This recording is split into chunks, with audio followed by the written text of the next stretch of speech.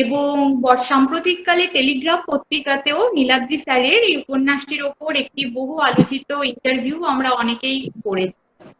তো আজকে এই নীলাদ্রি স্যারের এই উপন্যাসটির ওপর যারা তাদের নিজস্ব বিশ্লেষণ রাখবেন তাদের নামগুলো আমি একবার বলছি। তিনারা হলেন ঔপন্যাসিক তমাল বন্দ্যোপাধ্যায় এবং আইজারের পদার্থবিজ্ঞানের অধ্যাপক সিদ্ধার্থ লাল এবং জীববিজ্ঞানের অধ্যাপক অনুরাধা ভাট। এছাড়া অগ্রজিৎ দে, যিনি আমেরিকাতে অ্যারিজোনা স্টেট ইউনিভার্সিটি থেকে পোস্টডক করছেন এবং আইআইটিতে গবেষণারত সুদীপ্তা চক্রবর্তী। মাইক্রোফোনটা একটু কাছে নাও সাথী।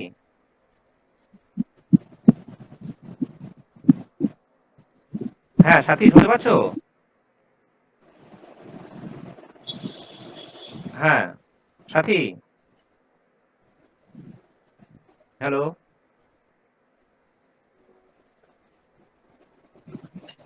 হ্যাঁ, অন্য কেউ ক্যারি করুক, অন্য কেউ ক্যারি ফরওয়ার্ড করুক। হ্যাঁ, যাই হোক, তা আমরা সবাই জানি যে স্যারের এই বইটি সাম্প্রতিককালে প্রথমে এটা কুয়ার ইঙ্ক যে পাবলিকেশন, সেখানে এটা ইবুক হিসেবে প্রথম যেটা পাবলিশ হয়েছিল, এবং তারপরে সাম্প্রতিককালে যে বইমেলায় এই বইটি বই হিসেবে প্রকাশিত হওয়ার পরে আমরা দেখেছি যে বইটি অনেক আলোচিত হয়েছে। যার ফলে এটা নিয়ে আমরা ঠিক করেছি যে এবারে সহপাঠশালায় এই বইটি নিয়েই আমরা আলোচনা করব, এবং অনির্বাণ বিশেষভাবে উদ্যোগ নিয়েছে আর কি। যাই হোক, আজকে আমরা বিশেষ করে প্রথমে আমরা অনির্বাণ এবং স্যারের মধ্যে একটি কথোপকথন দিয়ে আমরা শুরু করব। অনির্বাণ এখানে যে স্যারের বইটির উপরে আলোকপাত করবেন, এবং তারপরে হচ্ছে উপন্যাসিক তমাল বন্দ্যোপাধ্যায়, তিনি তার যে তার যে আলোচনা রাখবেন, এবং তারপরে আইজারের যে দুজন অধ্যাপক রয়েছেন তারা বলবেন। এছাড়া আরো অনেক অতিথি রয়েছেন, তারা বলবেন। তা যাই হোক, আমরা তাহলে এবার শুরু করছি। অনির্বাণ, কি তুমি আছো? হ্যাঁ অনির্বাণ, হ্যাঁ অনির্বাণ, শুনতে পাচ্ছ? সাথী শুরু করুক। হ্যাঁ হ্যাঁ, সাথী একটু অফ হয়ে গেছে। যাই হোক, আমি আমি পর থেকে আমি ওটা কন্টিনিউ করেছি। হ্যাঁ ঠিক আছে, এবার তাহলে আমরা শুরু করে দিই। হ্যাঁ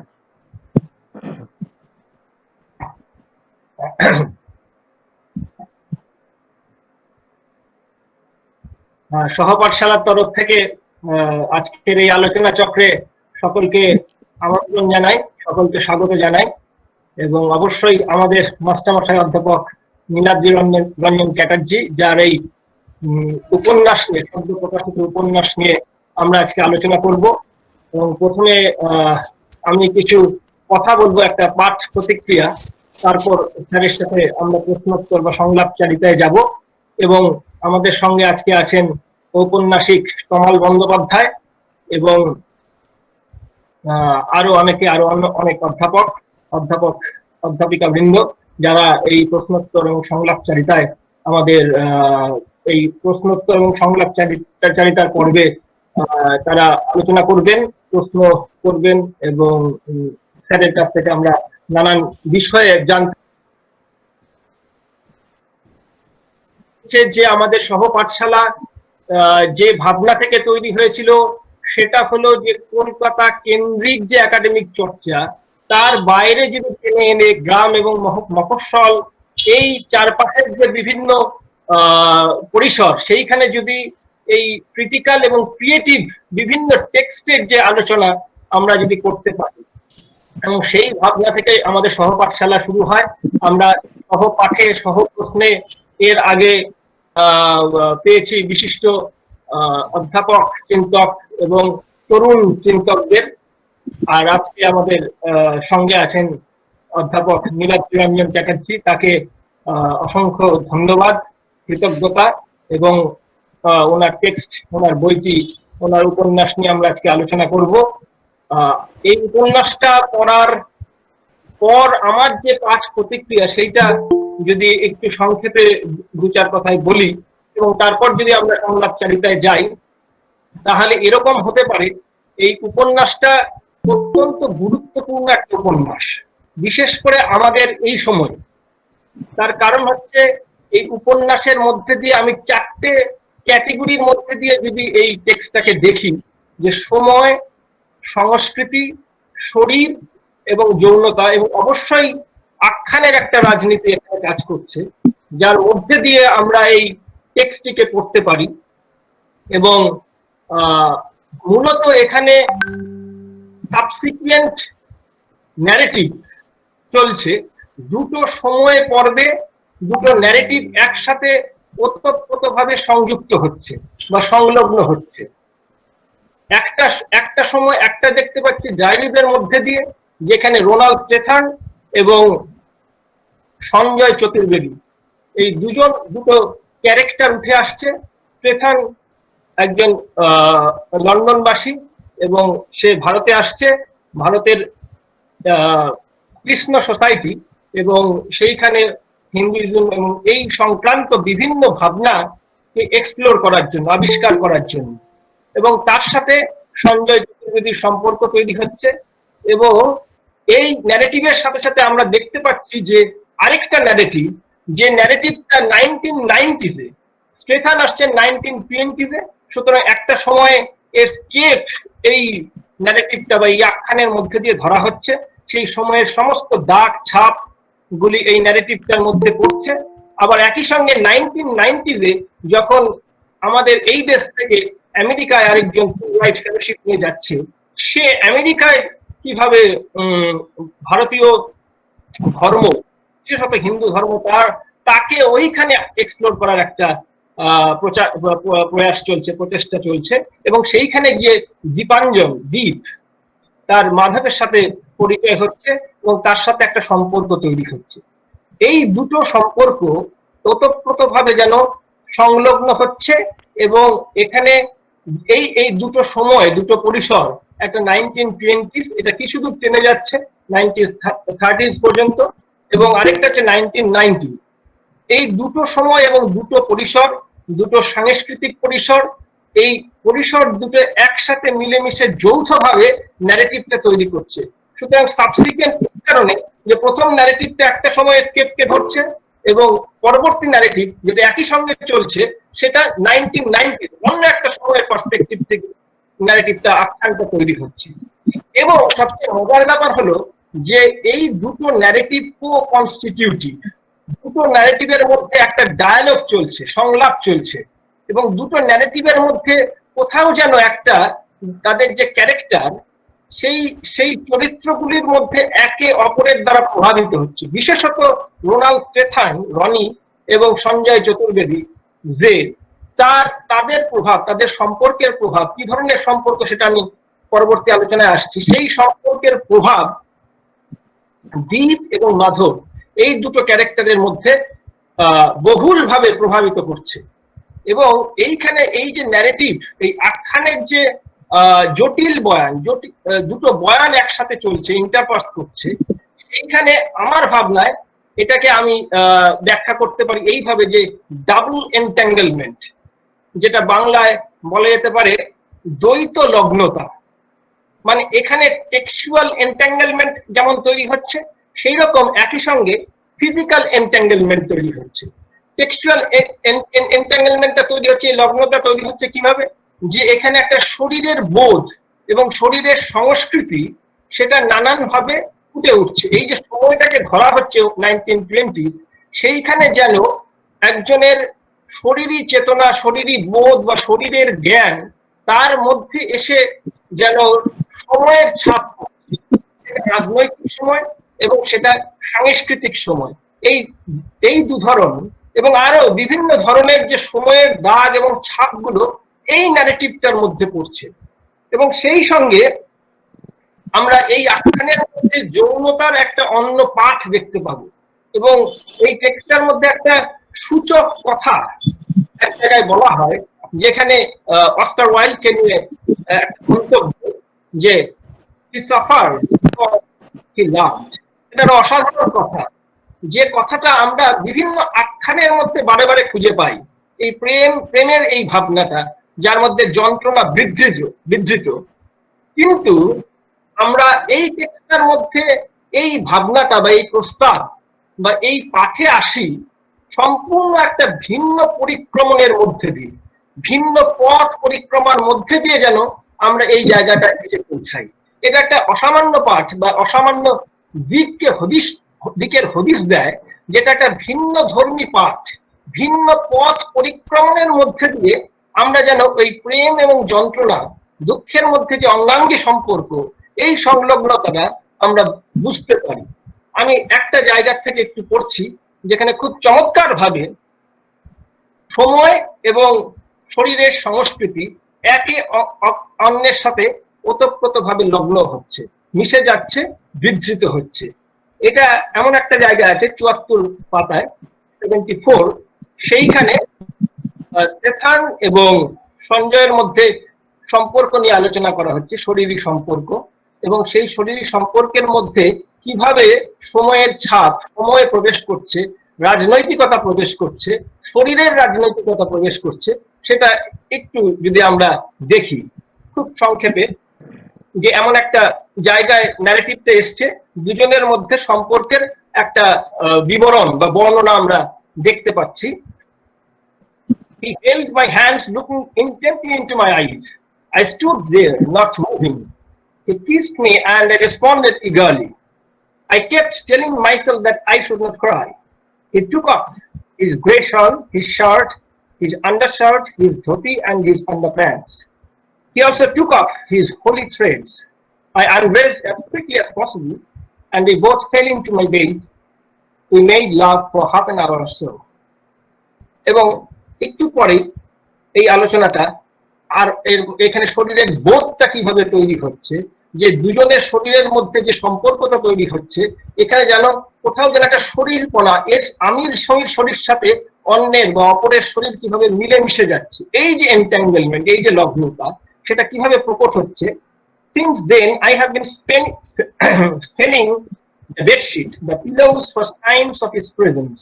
My mouth tastes of his breath, which I love. His saliva is now in my body and mine in his. We are in each other's body. Nothing can separate us. এই যে দুটো শরীর একসাথে মিশে যাচ্ছে এবং দুটো শরীর যে অসম্পূর্ণ, এই অসম্পূর্ণতার বোধ দুজনের মধ্যে তৈরি হচ্ছে, এবং তার থেকে দুটো শরীরের মধ্যে এবং দুটো মানুষের মধ্যে প্রেমের সম্পর্ক তৈরি হচ্ছে। এবং এটা বারে বারেই এই টেক্সটের মধ্যে বিভিন্ন থিওরিটিক্যাল ক্রিয়েটিভ নেটওয়ার্ক এবং তার ছাপ, সেই টেক্সচুয়াল যে দাগ এবং ছাপগুলো এসে পড়ছে এই টেক্সটের মধ্যে। যখন অ্যারিস্টোফেনিস বা প্লেটোর ভাবনা, প্লেটোর সিম্পোজিয়াম থেকে নানান ধরনের বিভিন্ন ভিন্নতার যে প্রেমের ভাবনা, সেটা এই টেক্সটের মধ্যে পড়ছে। এবং ঠিক তারপরেই আমরা দেখতে পাচ্ছি যে বিবরণের মধ্যে সময় এসে পৌঁছাচ্ছে কিভাবে। What a year this has been. Chittaranjan Das is the first Indian mayor of this city. Gandhi getting out of prison, fasting to protest against Hindu-Muslim violence, becoming Congress president. Sinatra elected here, Lenin dying, the Thai Olympics, those amazing Hindi stories about homosexuals, and best upon me finding love.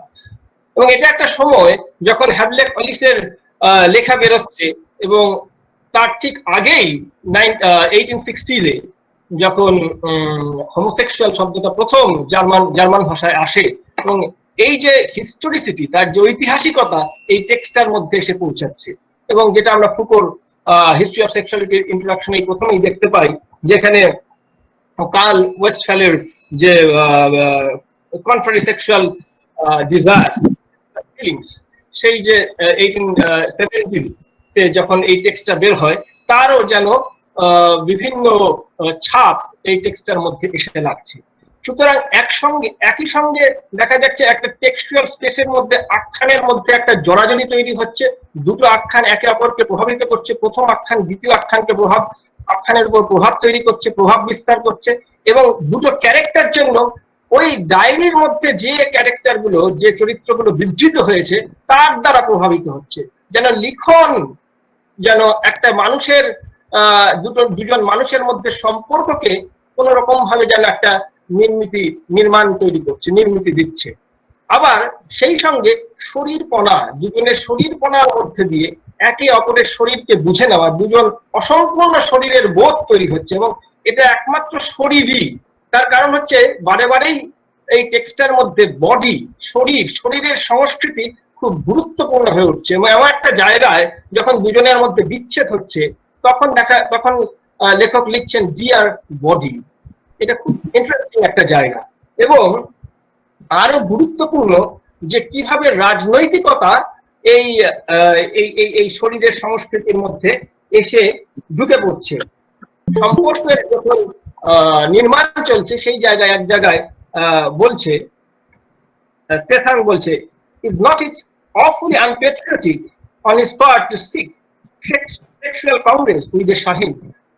এবং আরেকটা জায়গায় যেখানে খুব গুরুত্বপূর্ণ, খুব interesting একটা take নিচ্ছে এই টেক্সটটা 105 নম্বর পাতায়, যেখানে এটা একটা অসামান্য বাক্য বলা যেতে পারে, যেটা এই টেক্সটার মধ্যে শরীরপনার যে ভাবনা, সেখানে রাজনৈতিকতা এসে যে হানা দিচ্ছে, হন্ট করছে এই টেক্সটাকে, সেটা এই একটা বাক্যের মধ্যে দিয়ে যেন প্রকট হচ্ছে, প্রখর হয়ে উঠছে। সাংঘাতিক একটা বাক্য লিখছেন, it was also the day on which he had taken out of his anti-British anger on me by sodomizing me rather cruelly. যেন ব্যক্তিগত পরিসরে বাইরের যে রাজনৈতিকতা, সে একদম ঘরের ব্যক্তির একাকী নির্জন সম্পর্কের মধ্যে রাজনৈতিকতা এসে ফিরে যাচ্ছে, হানা দিচ্ছে। এই যে বৃহত্তর রাজনৈতিক সাংস্কৃতিক পরিবেশ বা প্রতিবেশ, এই আখ্যানের মধ্যে ব্যক্তিগত পরিসরে, ব্যক্তিগত শরীরের সংস্কৃতিতে এসে ভিড়ছে বা হানা দিচ্ছে, এবং পুরো টেক্সচুয়াল ন্যারেটিভটা, পুরো আখ্যানের যে বয়ান, তার যে নির্মিতি, সেখানে যেন বারে বারেই এই পাবলিক স্পেসের বা এই রাজনৈতিকতা, বৃহত্তর রাজনৈতিক সংস্কৃতি, এবং বারে বারে আমরা দেখতে পাচ্ছি বিভিন্ন ফিল্মস, মুভিজ এবং নানান ধরনের ম্যাগাজিনস, জার্নালস এবং মিউজিক, অবশ্যই মিউজিক, তার নানান দিকগুলি, নানান আঙ্গিকগুলি, তার নানান রূপগুলি এই নির্মিতির মধ্যে, এই ন্যারেটিভের মধ্যে, এবং ব্যক্তিগত মানুষের যে শরীর, সেই শরীরের চেতনার মধ্যে, বোধের মধ্যে, জ্ঞানের মধ্যে ফিরে যাচ্ছে, এবং দুজনের মধ্যে একটা ইন্টারকর্পোরিয়েলিটি বা শরীরী সচেতনতা, এবং দুটো শরীর একে অপরের, আমি এবং অপরের শরীরের মধ্যে একটা নিরন্তর আদান প্রদান চলছে এই টেক্সটার মধ্যে দিয়ে। এবং এটা লেখক আবিষ্কার করছে কখনো ডায়েরির মধ্যে দিয়ে, আবার কখনো দুটো ক্যারেক্টারের মধ্যে দিয়ে। এটা একটা চমৎকার জায়গা। এই জায়গা থেকে আমি এই টেক্সটাকে একটা, এই টেক্সচুয়াল স্কেপটাকে আমি বলার চেষ্টা করছি অটো কালচার ও বায়োগ্রাফি, আত্মসাংস্কৃতিক জৈবনিক টেক্সট। শুধুমাত্র বায়োগ্রাফিক্যাল, অটোবায়োগ্রাফিক্যাল এলিমেন্ট নয়, এর মধ্যে দিয়ে যেন সংস্কৃতি ভেতরে এসে ঢুকছে, যে সংস্কৃতিটা বৃহত্তর অর্থে শরীরের সংস্কৃতি, রাজনীতির সংস্কৃতি এবং সময়ের সংস্কৃতি, এই বিভিন্ন ক্যাটেগরিগুলো একটা মানসিক চেতনার মধ্যে, মানসিক ভাবনার মধ্যে, মানসিক বোধের মধ্যে, দুজন মানুষের সম্পর্কের মধ্যে ঘিরে যাচ্ছে, এবং সেইভাবে যেন আখ্যানের নির্মিতি হচ্ছে। এবং যেহেতু এখানে ভিন্ন ধর্মী একটা, ভিন্ন মার্গের বা ভিন্ন পথের যৌনতার একটা হদিশ আমরা খুঁজে পাচ্ছি বা হাজির হচ্ছে এই টেক্সটের মধ্যে, সেইখানে যেন আমাদের যে চিরচেনা যে সমাজ মন বা ব্যক্তি মন বা এই সমাজ সংস্কৃতি নির্ধারিত বা নিয়ন্ত্রিত যে মন, সেই মনটার প্রতি যেন লেখকের একটা শ্লেষ রয়ে যাচ্ছে, যেমন কিন্তু সেই শ্লেষটা কোনো বিষোদ্গারের মধ্যে দিয়ে আসছে না। এটা একটা চমৎকার জিনিস, তার কারণ এখানে যেন সেই বিষ উদ্গার নেই, এখানে সেই অ্যাগ্রেশন নেই, এখানে যেন অনেক কোমলতা, পেলবতা এবং সহজিয়া পন্থায় যে একটা সহজভাবে শ্লেষগুলো একটা চমৎকার একটা এমিনেন্টলি রিডেবল, একটা পাঠযোগ্য উপাদান হিসেবে আমাদের সামনে হাজির হচ্ছে বা প্রকট হচ্ছে। এইটুকু দিয়ে আমি শুরু করছি আজকের আলোচনা।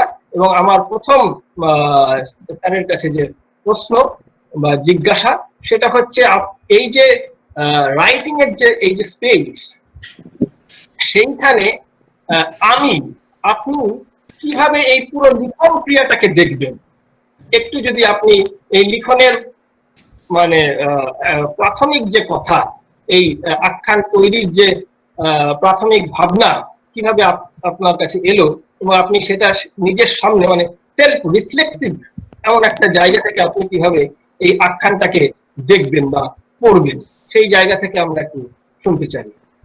এবং আপনাকে সহপাঠশালায় আগেই আসার জন্য, এই আমন্ত্রণে সাড়া দেওয়ার জন্য আমরা অসংখ্য ধন্যবাদ এবং আপনাকে কৃতজ্ঞতা জানাই। অনেক অনেক ধন্যবাদ অনির্বাণ। কিভাবে উপন্যাসটা আমার মাথায় আস্তে আস্তে দানা বাঁধতে শুরু করলো, কিভাবে সেটা আস্তে আস্তে একটা আকার নিতে শুরু করলো, এটা বলতে গেলে আমাকে এর আগে একটা এরকম আলোচনা সভা হয়েছিল আমার উপন্যাসটাকে নিয়ে, যেটা শুভায়ু করেছিল। সেখানেতেও আমি যেটা বলেছিলাম, আমি আবার সেটার একটু পুনরাবৃত্তি করতে চাই। মূলত তিনটে জায়গা থেকে, তিনটে প্রশ্ন থেকে এই উপন্যাসটার জন্ম। এক প্রথম প্রশ্ন ছিল যে স্কলার কে, কাকে কাকে স্কলার বলবো। সেটা আমাকে, সেই প্রশ্নটা আমাকে অনেক দিন ধরে ভাবিয়েছিল। কেননা আমি আর এটা নিশ্চয়ই আমাদের মধ্যে আজকে যারা আছেন তাদের মধ্যে অনেকে এরকম জানবেন, তাদের নিজেদের বাড়িতে এরকম লোকজন ছিল বা আছে যারা কিন্তু প্রচন্ড বই পড়তে ভালোবাসে, তারা প্রচন্ড বই কেনে, তারা ভীষণ বইয়ের পোকা যাকে বলে, অনেক কিছু জানে, কিন্তু তাদের সম্বন্ধে কিন্তু সমাজ খুব একটা কিছু জানতে পারে না। কেননা তাদের গায়েতে ওই সেই স্কলারের তকমাটা নেই, যে তকমাটা যেমন ধরো আমার গায়ে রয়েছে কি তোমার গায়ে রয়েছে, সেই তকমাটা তাদের গায়ে নেই। সেই জন্য যেটা হয় সেটা হচ্ছে যে স্কলার কাকে বলবো, যাকে সমাজ স্কলার হিসেবে চিহ্নিত করছে শুধু সেই কি স্কলার, নাকি যে সারাটা জীবন বই পড়ে গেল, বই কিনে গেল, আর একদিনকে হঠাৎ করে সে মারাও গেল, তার যে এই সাংঘাতিক একটা পাণ্ডিত্য, সেটা কিন্তু কোনো স্কলারলি জার্নালে বেরোলো না, তার জন্য সে পিএইচডি পেলো না, তার জন্য সে ডিলিট পেলো না, সেও কি স্কলার নয়? ফলে স্কলার বলতে কি বুঝি, সেটা ছিল আমার প্রথম প্রশ্ন। কেননা এখানেতে বেশ কয়েকজন চরিত্রকে আমি এনেছি, তারা কিন্তু সবাই প্রচন্ড বই পড়ে। সেই বই পড়াটা কিন্তু আমার উপন্যাসের একটা ভীষণ গুরুত্বপূর্ণ জায়গা। দ্বিতীয় প্রশ্নটা যেটা ছিল, দ্বিতীয় প্রশ্নটা আমার আসতো না যদি না রুথ ভানিটা কয়েক বছর আগে, বোধহয় 2001-2 বছর, তখন তিনি পান্ডে বেচান শর্মা বলে একজন হিন্দি লেখক, তার কিছু ছোট গল্প যদি উনি অনুবাদ না করতেন, তাহলে আমার দ্বিতীয় প্রশ্নটা আসতো না। কেননা পান্ডে বেচান শর্মার ছোট গল্পগুলো পড়বার পরে তখন আমার মনে হয়েছিল যে আচ্ছা, তখন সময়টা কেমন ছিল, মানে পান্ডে বেচান শর্মার গল্পগুলো যখন বেরোচ্ছে, যখন একের পর এক মাতওয়ালা পত্রিকাতে পরপর এই ধরনের গল্পগুলো বেরোচ্ছে, তখন সময়টা কি ছিল? একটা লোক সে যখন বইয়ের দোকান থেকে এই ম্যাগাজিন গুলো কিনছে, তার অনুভূতিটা কেমন হচ্ছে, কেমন লাগছে। ফলে সেটা ছিল আমার দ্বিতীয় প্রশ্ন। আর তৃতীয় প্রশ্ন যেটা ছিল সেটা হচ্ছে যে আমরা যখন স্কলারশিপের কথা বলি, যখন আমরা বলি যে আমি এই বিষয়ে গবেষণা করতে চাই, কি এই বিষয়ে আমি পড়তে চাই, সেটা কি নিতান্তই একটা ডিগ্রি পাওয়ার জন্য পড়া, নাকি অনেক সময় স্কলারশিপের ভেতর দিয়ে আমরা নিজেদের জানতে পারি? ফলে does scholarship become also a kind of exploration of the identity of the person who is doing the research? এইটাও কি একটা প্রশ্ন থাকতে পারে না? যে আর আমি এটা অনেককে বলি যে তুমি যখন গবেষণা করবে, সেই গবেষণাটা করতে গিয়ে তুমি যদি পাগল হয়ে যাও, তাহলে কিন্তু, মানে আনন্দে পাগল হয়ে যাও, মানে বিরক্তিতে নয়, তুমি যদি আনন্দে পাগল হয়ে যাও, তাহলে কিন্তু চান্সেস আর সেই স্কলারশিপটা কিন্তু খুব ভালো স্কলারশিপ হবে, কেননা সেখানেতে তুমি ওই স্কলারশিপের প্রেমে পড়ে গেছো। ফলে স্কলারশিপটা কি এক ধরনের প্রেমের সম্পর্ক নয়? আমি যে সাবজেক্টের উপর রিসার্চ করছি সেটা কি এক ধরনের প্রেমের সম্পর্ক নয়? এই তিনটে জায়গা ক্রমশ আমাকে ভাবাতে ভাবাতে ভাবাতে ভাবাতে আস্তে আস্তে এই উপন্যাসটা দেখে পাবে অনির্বাণ।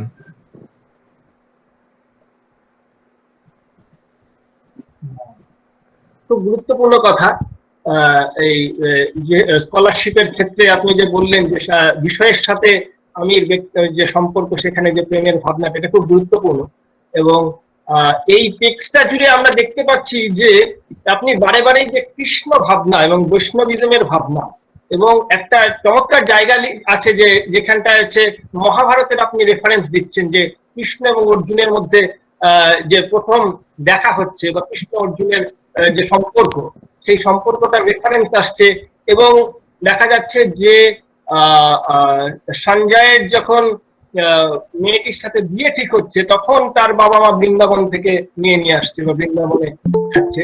সুতরাং এই টেক্সটটা দিয়ে বারে বারে কৃষ্ণ এবং তার চরিত্র, কৃষ্ণের বিভিন্ন পরিসর এবং কৃষ্ণ রিলেটেড সমস্ত সাংস্কৃতিক কিছু দাগ এবং ছাপ এই টেক্সটটা জুড়ে থেকে যাচ্ছে।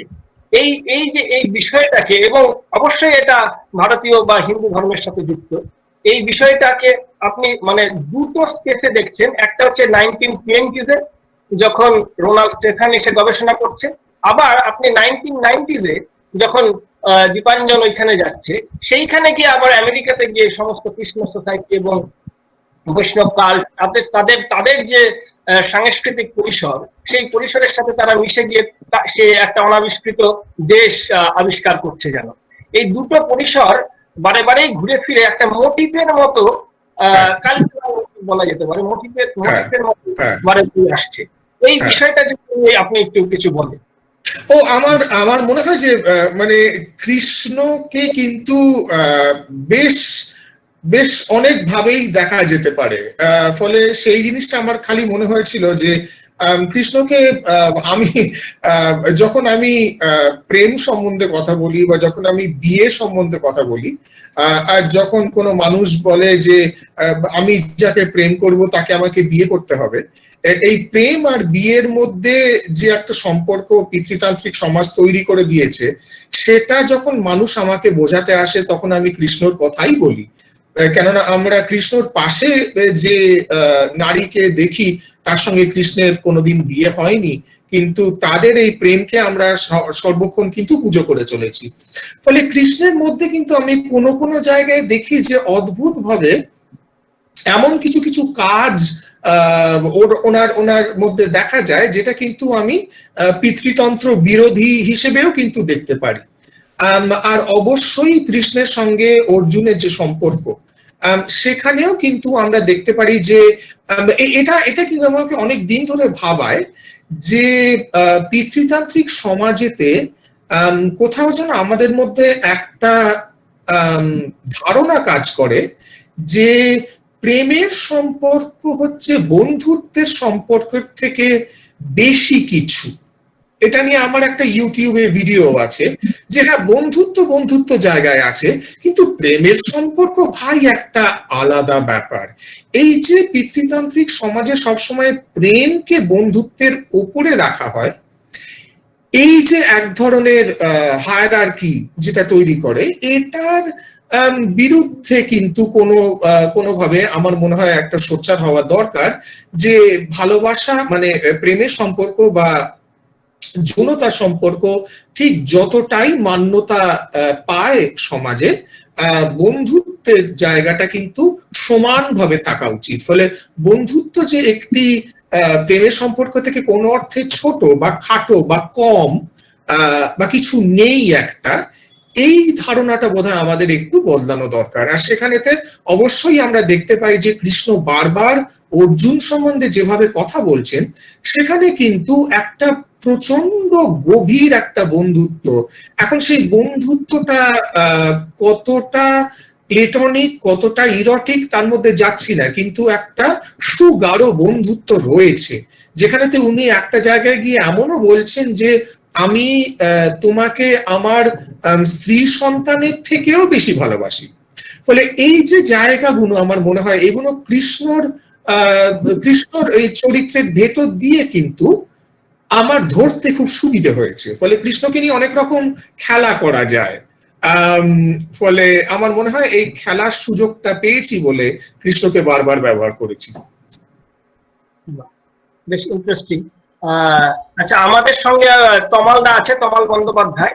তমালদা টেক্সটটা পড়েছেন, সুতরাং আমি এবার একটু তমালদার কাছে যাচ্ছি। তমালদা তুমি যদি তোমার এই পাঠ প্রতিক্রিয়া কিছুটা জানাও, এবং স্যারকে যদি কোনো প্রশ্ন থাকে সেটা যদি তুমি করো, পেশ করো। তমালদা। নমস্কার। আচ্ছা, আমার কথা পুরো শোনা যাচ্ছে তো? হ্যাঁ, শোনা যাচ্ছে। আচ্ছা আচ্ছা, আমার যেটা বলার সেটা হচ্ছে এই উপন্যাসটি পড়ে এবং উপন্যাসটির যে প্রস্তাবনা, সেই একদম ফ্রম দ্য ভেরি আউটসেট যে কথাটা আছে, to all those who don't, এই জায়গাটা থেকে আমি কি বলবো, আমার কাছে এই ব্যাপারটা খুব ইন্টারেস্টিং লেগেছে। এবং আমি যেহেতু একজন লিখন কর্মী, লিখি এক্স্যাক্টলি, এবং আমার কাছে কন্টেন্টের চেয়ে অনেক বেশি important how the story is getting told, এবং এর এক্সপ্রেশন পার্টটা সেটা খুব ইন্টারেস্টিং। এবং যে ভাষাটা, যে গদ্যটা, যে প্রোজটা ব্যবহার করা হয়েছে সেটা কিন্তু যথেষ্ট মানে কি বলবো, খুব সুচিন্তিত ভাবেই, অনেকটা লুসিড, সহজ, কিন্তু একটা প্রতারক তারল্য আছে এই এই একটা এক ধরনের, সেটা খুব ইন্টারেস্টিং। আর দ্বিতীয় কথা হচ্ছে, আমার স্যার সম্পর্কে আমার যেটা প্রথম থেকে মনে হতো, কেন জানি না, আমি কিন্তু স্যার সম্পর্কে বিশেষ ব্যক্তিগত স্তরে তেমন কিছু জানি না, কিন্তু মানে apart from being our teacher ইত্যাদি, কিন্তু আমার মনে হতো যে he is behaving an untold story. মানে এটা আমার কেন জানি না মনে, তো মানে এই মানুষটার মধ্যে কি একটা, মানে ইনি যে একটা নভেলিস্ট এর মধ্যে লুকিয়ে আছে, সেটা I was not aware of একদমই প্রথম থেকে। এবং কিন্তু আমার এটা মনে হতো যে there is no greater agony than bearing an untold story inside, যেটা কথা মেরি অ্যাংলিও একটা কথা, খুব প্রচলিত কথা। তো সেই জিনিসটা আমার মনে হতো, কেন জানি না। তো এইভাবে যে এই স্কলার উপন্যাসটা যে তাতে সেই সব প্রকাশ পাবে, তার সেই জায়গাটা, সেটা আমি খুব মানে খুব হতচকিত হয়ে গেছিলাম অনেক জায়গা পড়ে। এবং এর মধ্যে আরেকটা জিনিস আমার খুব মনে হচ্ছে যে দুটো কালচার একে অপরকে বুঝতে চাইছে। এইটা মানে এই যে ট্রাইং টু আন্ডারস্ট্যান্ড, মানে অ্যাকচুয়ালি একটা কথা আছে যে we write poetry not to understand, not to be understood. তো এখানে আমার বারবার করে মনে হচ্ছে যে এই যে জার্নিটা, এই জার্নিটা is itself is the process of understanding, এটা আমার মনে হয়েছে। এবং এই যে ক্রস কালচারাল রেফারেন্স গুলো, এবং আরেকটা জিনিস আমার খুব মনে হয়েছে, খুব ভালো লেগেছে, সেটা হচ্ছে স্যারের ডিটেইলিং এর ব্যবহার। ছোট ছোট খুব ডেলিকেট টাচেস, খুব ছোট্ট ছোট্ট ছবি, ছোট ছোট্ট জিনিসের প্রতি যত্ন, সেটা। আর অবশ্যই এই গল্পটি, মানে এই আখ্যানটি যেভাবে মানে এগিয়েছে, তাতে না আমার মনে হচ্ছে যে এই যে রিলেশনশিপ ব্যাপারটা, হিউম্যান রিলেশনশিপ, এটা একটা খুব কমপ্লেক্স একটা কর্পাস তৈরি করছে। এবং এই সম্পর্কগুলো, এদের মধ্যে একটা কোথাও একটা আকুলতা রয়েছে ভেতরে, এবং যেটা একদম প্রথমেই বলা হচ্ছিল যে একীভূত হওয়া ইত্যাদি ইত্যাদি, সেটা তো একটা এর মানে জেন্ডার বা ইত্যাদি, সেক্সুয়ালিটি ইত্যাদি নিয়ে বলা হলো, সেটা তো একটা খুব ইন্টারেস্টিং দিক বটে। কিন্তু এই চরিত্রগুলো মধ্যে যেন একটা খুব ইন্টারেস্টিং সাইলেন্স রয়েছে, এবং সেই সাইলেন্স আস্তে আস্তে রিভিল হচ্ছে, সেটা একটা খুব ভালো লেগেছে। আর আরেকটা জিনিস আমার সারা জীবন আমাকে হন্ট করেছে যে প্রশ্নটা, যে আমি যাদের মানে যে পরিমণ্ডলে বড় হয়েছি সেখানে আমি অনেক স্কলারকে দেখেছি যারা ইন্ডিপেন্ডেন্ট স্কলার। এবং যেমন আমি ব্যক্তিগতভাবে বলতে পারি যে স্যার কিছুটা জানেন আমার ইউনিভার্সিটির অশোকবাবু বা ইত্যাদি, আর আমার খুব প্রিয় মানুষ তারা অনেকেই জানেন যে I was complete misfit in the domain of academic. এবং আমি পরীক্ষার মানে হলে আমার হাত পা আটকে আসতো এবং আমি পারফর্ম করতে পারতাম না, এবং পারফর্ম করতে না পারার জন্য I failed miserably, though very narrowly. কিন্তু আমার বারবার করে মনে হচ্ছে যে এই যে পড়াশুনো করা, এই যে একটা বিরাট পরিসর, আমার ছোটবেলা থেকে শেক্সপিয়ার চর্চা, আমার বিভিন্ন রকম তত্ত্ব পড়াশুনো, আমার বিভিন্ন রকমের অনুবাদ করা, বিভিন্ন ভাষার কবিতা অনুবাদ করা, এই সমস্ত প্রয়াস কোথাও কি আটকে যাচ্ছে যখন আমি একটা একাডেমিক্সে আমার একটা 3 ঘন্টা কি 4 ঘন্টার পরীক্ষায় আমাকে ফেলে দেওয়া হলো, এবং তার বেসিসে আমার সমস্ত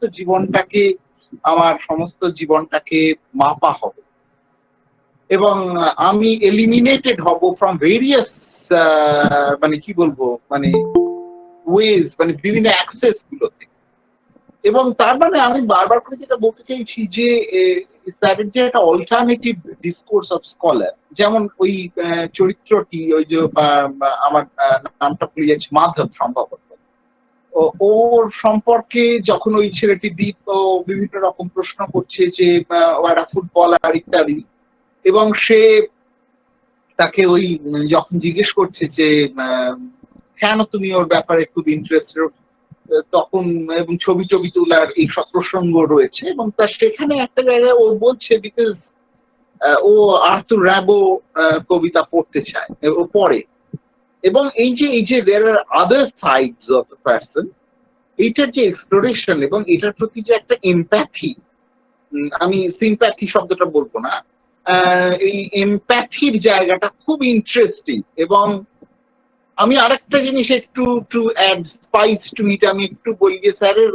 আরেকটা আমার ইন্টারেস্টিং লাগলো যে স্যারের এত প্রফাউন্ড আন্ডারস্ট্যান্ডিং অফ মিউজিক, এত রকমের মিউজিকের রেফারেন্স ব্যবহার করেছেন এবং এত রকমের মিউজিক নিয়ে চর্চা করেছেন, যদিও তিনি খুব হাম্বল এবং মাঝে মাঝে বলছেন না আমি খুব একটা এগুলো খুব জানি না ইত্যাদি এরকম। যেহেতু আমি একটা সাংগীতিক মানে পরিবারের সন্তান আর কি, মানে সেই অর্থে সঙ্গে আমার মা রবীন্দ্রনাথের গান গাইতেন ইত্যাদি, এইসব নানা রকম অনুষঙ্গ রয়েছে, এবং ভজন কীর্তন আমি আমার মামার বাড়ি থেকে শুনেছি, খোলের বাদ্য, এবং এখানে যেভাবে এই সুধীন দাশগুপ্ত প্রসঙ্গ এসেছে, এই সব কিছু মিলে একটা খুব ইন্টারেস্টিং জায়গা।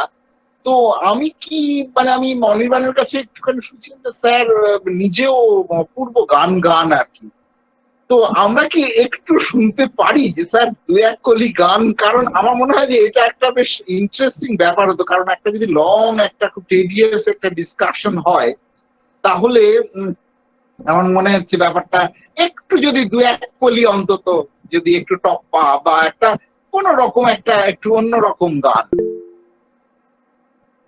এটা একটু মানে একটু অনুরোধ থাকলো স্যার।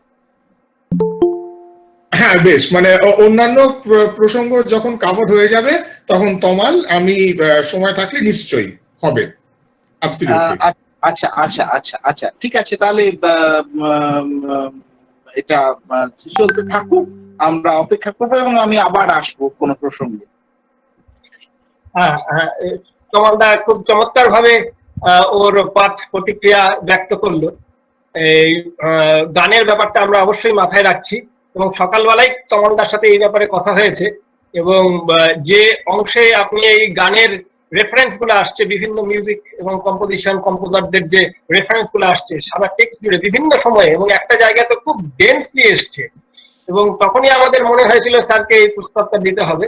এবং এটাও একটা মানে এই সময় আপনি যে সময়ের যে ধারণা এখানে এই টেক্সটার মধ্যে দিয়ে, এই আখ্যানের মধ্যে দিয়ে উঠে আসছে দুটো সময়, এবং অবশ্যই ফিল্ম এবং মুভি যে পপুলার যে সিনেমা, সেই জায়গাগুলো কিন্তু এই টেক্সটার মধ্যে নানান সময় এসছে, বিশেষত স্টেফানের যে জায়গা, সেই সময় যে ছবিগুলো আপনি উল্লেখ করছেন সেগুলো সম্পর্কে কিন্তু আমরা সম্পূর্ণ অন্ধকারে, মানে ওই সময় যে ওই ধরনের ছবিগুলো আসছে এবং সেই ছবিগুলোর সাথে তার একটা ব্যক্তিগত সম্পর্ক তৈরি হচ্ছে এবং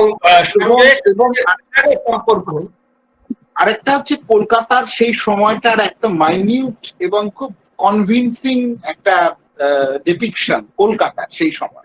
একদম, হ্যাঁ, তার একটা ঐতিহাসিকতা আছে, মানে এই টেক্সটার মধ্যে ইতিহাসটা বারবার খুব গুরুত্বপূর্ণ হয়ে উঠছে, একসঙ্গে রাজনৈতিক ইতিহাস এবং সাংস্কৃতিক ইতিহাস। এটা খুবই গুরুত্বপূর্ণ, যেটা 1920 বা তার পরবর্তী সময়টা এই টেক্সটার মধ্যে দিয়ে, এই আখ্যানটার মধ্যে দিয়ে উঠে আসছে। আমরা সঙ্গীতের বিষয়টায় পরে যাব। আমাদের সঙ্গে আছেন আজকে অধ্যাপক সিদ্ধার্থ লাল এবং অধ্যাপিকা অনুরাধা ভাট। তারা এই টেক্সটটি অনেকদিন আগেই করেছেন, এটা নিয়ে চর্চা করেছেন, আমাদের সাথে বিভিন্ন ভাবনা শেয়ার করেছেন। আমি ওনাদেরকে একটু রিকোয়েস্ট করব, ওনারা আইজারে পড়ান, একজন পদার্থবিজ্ঞান এবং একজন বায়োলজিক্যাল সায়েন্সেস প্রাণীবিদ্যার অধ্যাপক।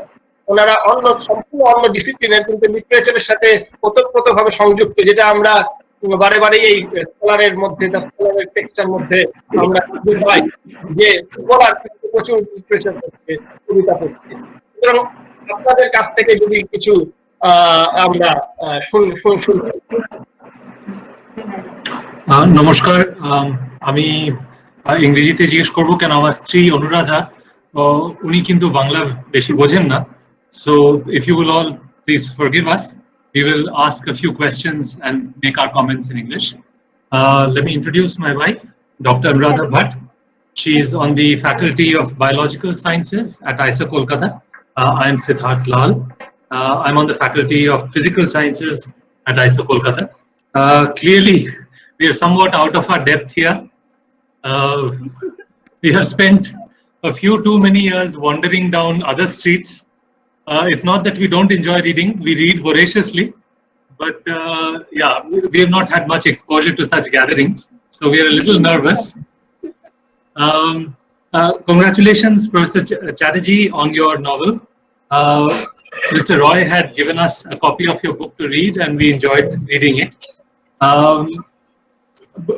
Both of us have had very little exposure to queer literature. This was perhaps one of the very few, perhaps even the first, this thing. We enjoyed it. We had a couple of questions and we'll ask them in turn. Should I begin? The first question I had was that, was it by design that you contrasted the times and the cultures of the two protagonists? Strathern is clearly in a turbulent time in India. He is like Deep, somewhat out of his, chosen. I mean, he's out of his home, but he has adopted a new home in a new country. Perhaps you've intended something similar for Deep. He's reasonably comfortable in his new surroundings in the US. But what was interesting for me to note was that while Strathern's character is clearly facing a lot of turmoil in his personal life and outside, Deep's surroundings in the US are somewhat, what shall I say, neutered almost. Yeah. There isn't much to say, I mean, it's hardly like the US of today, where movements like Black Lives Matter or LGBT concerns are very much, discussed and out in the open. But the setting that you have given, perhaps this is in the 90s, late 90s. Yes. So this was perhaps, so this is perhaps a very, what shall I say, a very, maybe a very arch conservative moment in United States, in the history of United States. So both Anuradha and I spent some years there. In university towns like Austin. We were never in Austin, but she was in Bloomington and I was in Urbana-Champaign. Yes. Very similar surroundings, so we Yes. could sort of, picture the place. Yes. Certainly, there's a lot of liberal thinking in these places, but in Austin, in the book, there isn't really much turbulence that Deep faces. That's right. It's all internalized. Whereas Yes. for Strathern, the challenges are, both Yeah. inside as well as outside. Was Yes. this by design or did it just flow? Oh wow, my God! You claim okay. Clearly, I mean, I haven't yet heard Professor Bhatt's questions, but I think you are basically a Chupa Rustam because it's an incredibly a sort of incisive and a very astute question. So I'm a little sort of I'm incredibly happy that you asked me that question. It was absolutely by design. It was completely by design because I did not. I mean, I was struggling with the idea that I wanted there to be drama, but I did not want the novel to be burdened too heavily with drama. So I wanted there to be a kind of a rhythm where it is going to be dramatic one moment and peaceful at another moment. So I want to give the reader, so when reader is in the 1990s, I wanted them to basically catch their breath, to breathe a little easy, and then suddenly I thrust them into 1920s when it is turmoil and all of that. So therefore, the pacing was very deliberately done in order to ensure that the drama does not get too overpowering, and also it doesn't become too peaceful that the reader falls asleep. So it was an effect of sort of interspersing the peaceful, tranquil parts with the much more dramatic parts. But it's an incredibly astute observation. Yeah, because I felt that you also used the characterization of the milieu in the US and in India very differently. Very differently. In India, we only meet those two people. That's it. Yes. Whereas in the US, you purposely diffused so many these experiences through a lot of people. Yes. And I think that was, it was that same point. It was that same point, is that there is so much drama going on between those two in the 1920s that I did not want to crowd it too much. Whereas in the 1990s, not much is happening between these two boys. So I thought, let's bring in a lot of characters. So absolutely correct. But a minor complaint. I wish. I mean, I found a lot of the characters in deep surroundings to be incredibly shallow. I mean, there isn't much depth to any of them. They're all wooden cutouts. They're wooden cutouts.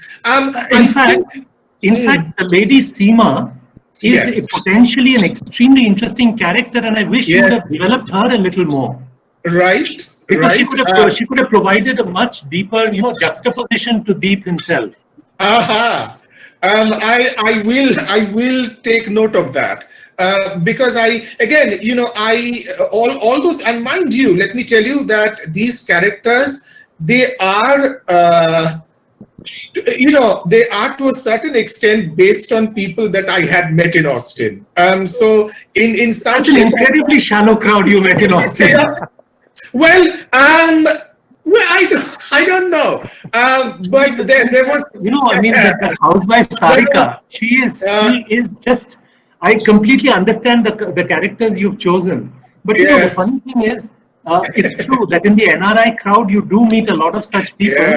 Yet I would have expected that in a university town you would have also met, some more. Even that American girl, I forget her name, Devdasi. She is actually potentially again an extremely interesting character. You could have, developed just a little more. True. Because there was possibly, more, what shall I say, duality you could have brought in there. Yes. Thank you. I mean, the fact that those characters, in spite of being shallow, the fact that, you want to know more about them, I think that's rather wonderful. Mind you, there is a real life equivalent of the Devdasi character. She actually, So she was somebody that I actually met. And her name in real life was Ram Rani. But she was absolutely Caucasian American,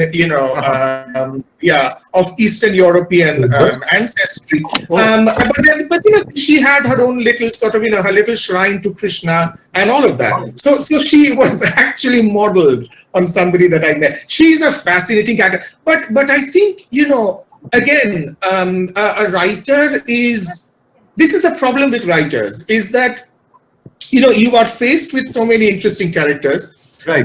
but at the back of your head, you're thinking that, oh my God, I don't want to make those other characters too interesting, because I hope that doesn't shift the focus from the people that I want the focus to be on. So while there are these other characters, I had to be very strict in making them, unfortunately, cardboard characters, because otherwise, you know, the attention would be diverted. And in a very short book, I wanted to keep the attention focused. What I was left wondering through all of Deep's adventures is Yes. that if you could have used his interactions with some of these key people to have fleshed Deep's inner feelings a little more. Right. In a sense that is delayed, you know, into the book. It is. With the appearance of Madhav and maybe a little later. But I Right. felt that even in the initial stages, we could have explored Deep's inner feelings a little better. So you would have wanted Madhav to come a little later on in the story. Not necessarily, but rather if some of these initial characters whom you introduce in Deep's Maybe surroundings, they have been given more space. a little more space in his interactions with him, especially, so that they Right. could have fleshed Deep's character a little more. Yes, no, that's a good point. Yeah. I mean, Yeah, it's just a absolutely. minor complaint. I mean, No, but I think but I'm happy that that there were these so-called background characters that got you interested enough that you wanted them to have more space. So that's a good thing. yeah, That's a good Well, my wife. Yeah, what- yeah. like, the questions. Sorry. Can you hear me? No, I mean, could you? I could hear. Yeah. Look, Yeah, perfect. Yeah, Can you hear me now? I can, but I think the voice is breaking up a little. But The connection is also a little bit wonky sometimes. But I'll try to speak a little loudly. So Right. my question is more related to her history Yes. of homosexuality in India, because I was wondering, the story is based in the early 1900s, right? But if had this been set little before that, about 200, 300 years before, do you think that there would have been such a problem, because the Indian society may not have seen homosexuality in the same way back then? So, or you can even go further beyond 200, 300. If you go 600 years, because I think historically in India, this issue had not been seen in the same way as it is seen now. So, what would you say about how things were in Right. India? Right. I can certainly refer you to this absolutely magical. I mean, it's a really beautiful book, and I teach it as a text at my university as well. It is called Same-Sex Love in India. It is jointly authored by Ruth Vanita and Salim Kidwai. Now, these two people did this astonishing research work, and what they did was, not only did they go back to the Puranas and to the epic, but they also, I mean, especially Salim Kidwai, I think he does a wonderful job exploring homosexuality during the Mughal period. And he writes about Babar Nama is very often people talk about Babar Nama as India's first gay autobiography. And the reason why they do that is because Babar, with an astonishing lack of self-consciousness, he talks about how he fell in love with Babari, when he was walking down the marketplace, and there's this very long description in Babar Nama where he says, every time I see Babari, my throat goes dry and I don't know how to talk and all of that. So it was quite extraordinary for Babar to be writing about his feelings for another boy. And then I think if we look at history, we will find that even during the Mughal period, you had, even in the 18th century, so even in the 1700s, you had these terms that were being very, very casually bandied around. So men who loved boys would be called Husn Parast. They would be called Amrat Parast. They'd be called Rangeen Mijaz. So these were very sort of, completely non-judgmental terms that were being used in the 1700s to talk about men who loved boys. So there was a certain kind of tolerance that was there even in the 18th century, and then the British come.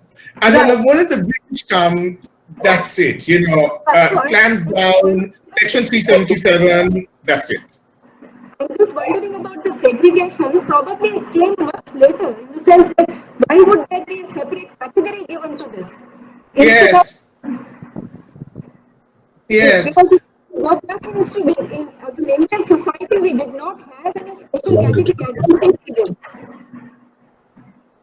Yes. When you say category, what exactly?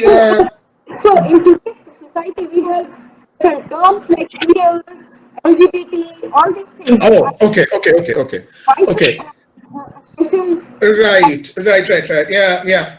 Obviously, these terms are very 20th century terms. Homosexual, of course, was born in 1860, round about the time. But before that, Indians really, you're quite, there's a very long talk that I recently gave at the USIS regarding terms and terminology. And how you sort of designate terms, and what kind of terms did you have before? Yeah. Yes. So it's very interesting how Indians sort of had different ways of talking about sexuality, I think Vatsyayana's Kama Sutra also is a fairly good source, because he talks about men having sex with men. But without any kind of judgment at all. He says that this is something that Nagariks do. So city-dwelling men, they have sex with each other. And when they have sex, they do it like this. And it's just a pure, almost sort of medical description of what they do, no judgment at all. So I think now there is an effort to retrieve some of that history and to sort of say, look, we weren't quite a repressive society before. Maybe we should rediscover the kind of liberal mindset that we once had. Yeah. Sadly, we live in under such draconian laws that, we have to mount a battle to fight a law that was framed almost 100 years ago. There's nobody alive who remembers when that law was framed and why it was necessary. 140 years ago. That's right. And if our children have to continue this fight, and their children, it only goes to show that as a race of people, we have become extremely regressive in our ability to think. Unfortunately, I agree with you. Yeah. Thank you so much. Thank you. খুব interesting একটা জায়গায় গিয়ে আলোচনাটা পৌঁছাচ্ছে। তবে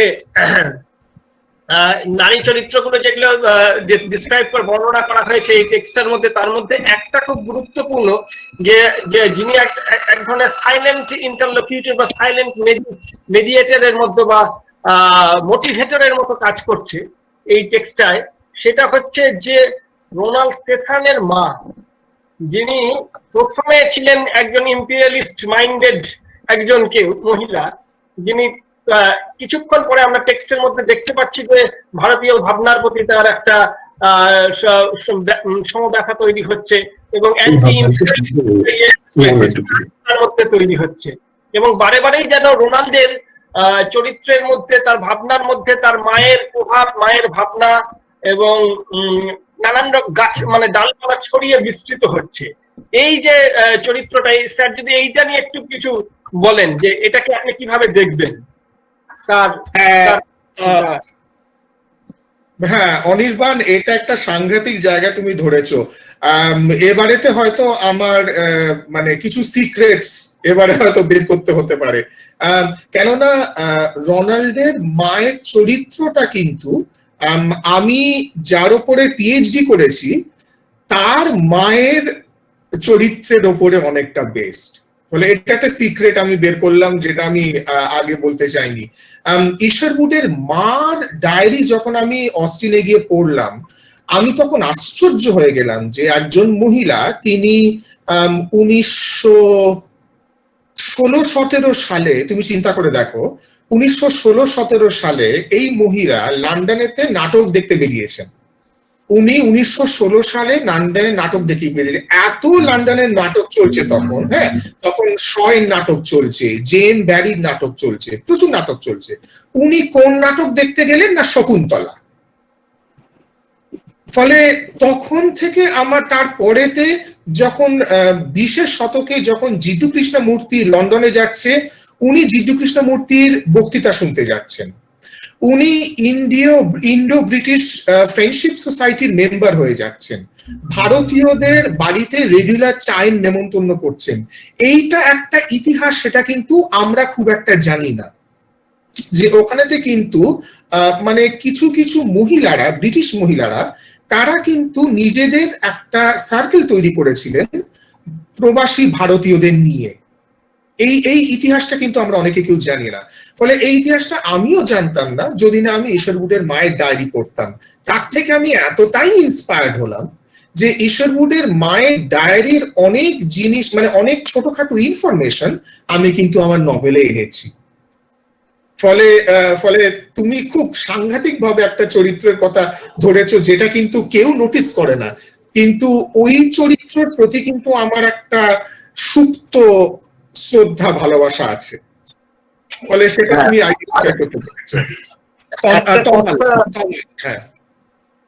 আরেকটা কথা খুব মনে হচ্ছে যে এই যে মানে ইংরেজদের যে দু ধরনের, মানে সেই আমরা যাদের রবীন্দ্রনাথ যেভাবে বলেছেন যে ভালো ইংরেজ, খারাপ ইংরেজ। হ্যালো, হ্যাঁ হ্যাঁ হ্যাঁ একদম।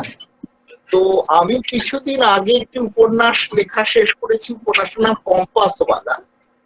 কম্পাসওয়ালা উপন্যাসের বিষয় হচ্ছে জেমস রেনেল এবং তার ওই সারা ভারত, মানে আমাদের মূলত গ্যাঞ্জেটিক ডেল্টাটাকে একেবারে ঢুঁড়ে উনি যে ম্যাপ আঁকেন, এবং সেটা সারা পৃথিবীর প্রথম প্রামাণ্য ম্যাপ এবং জরিপ।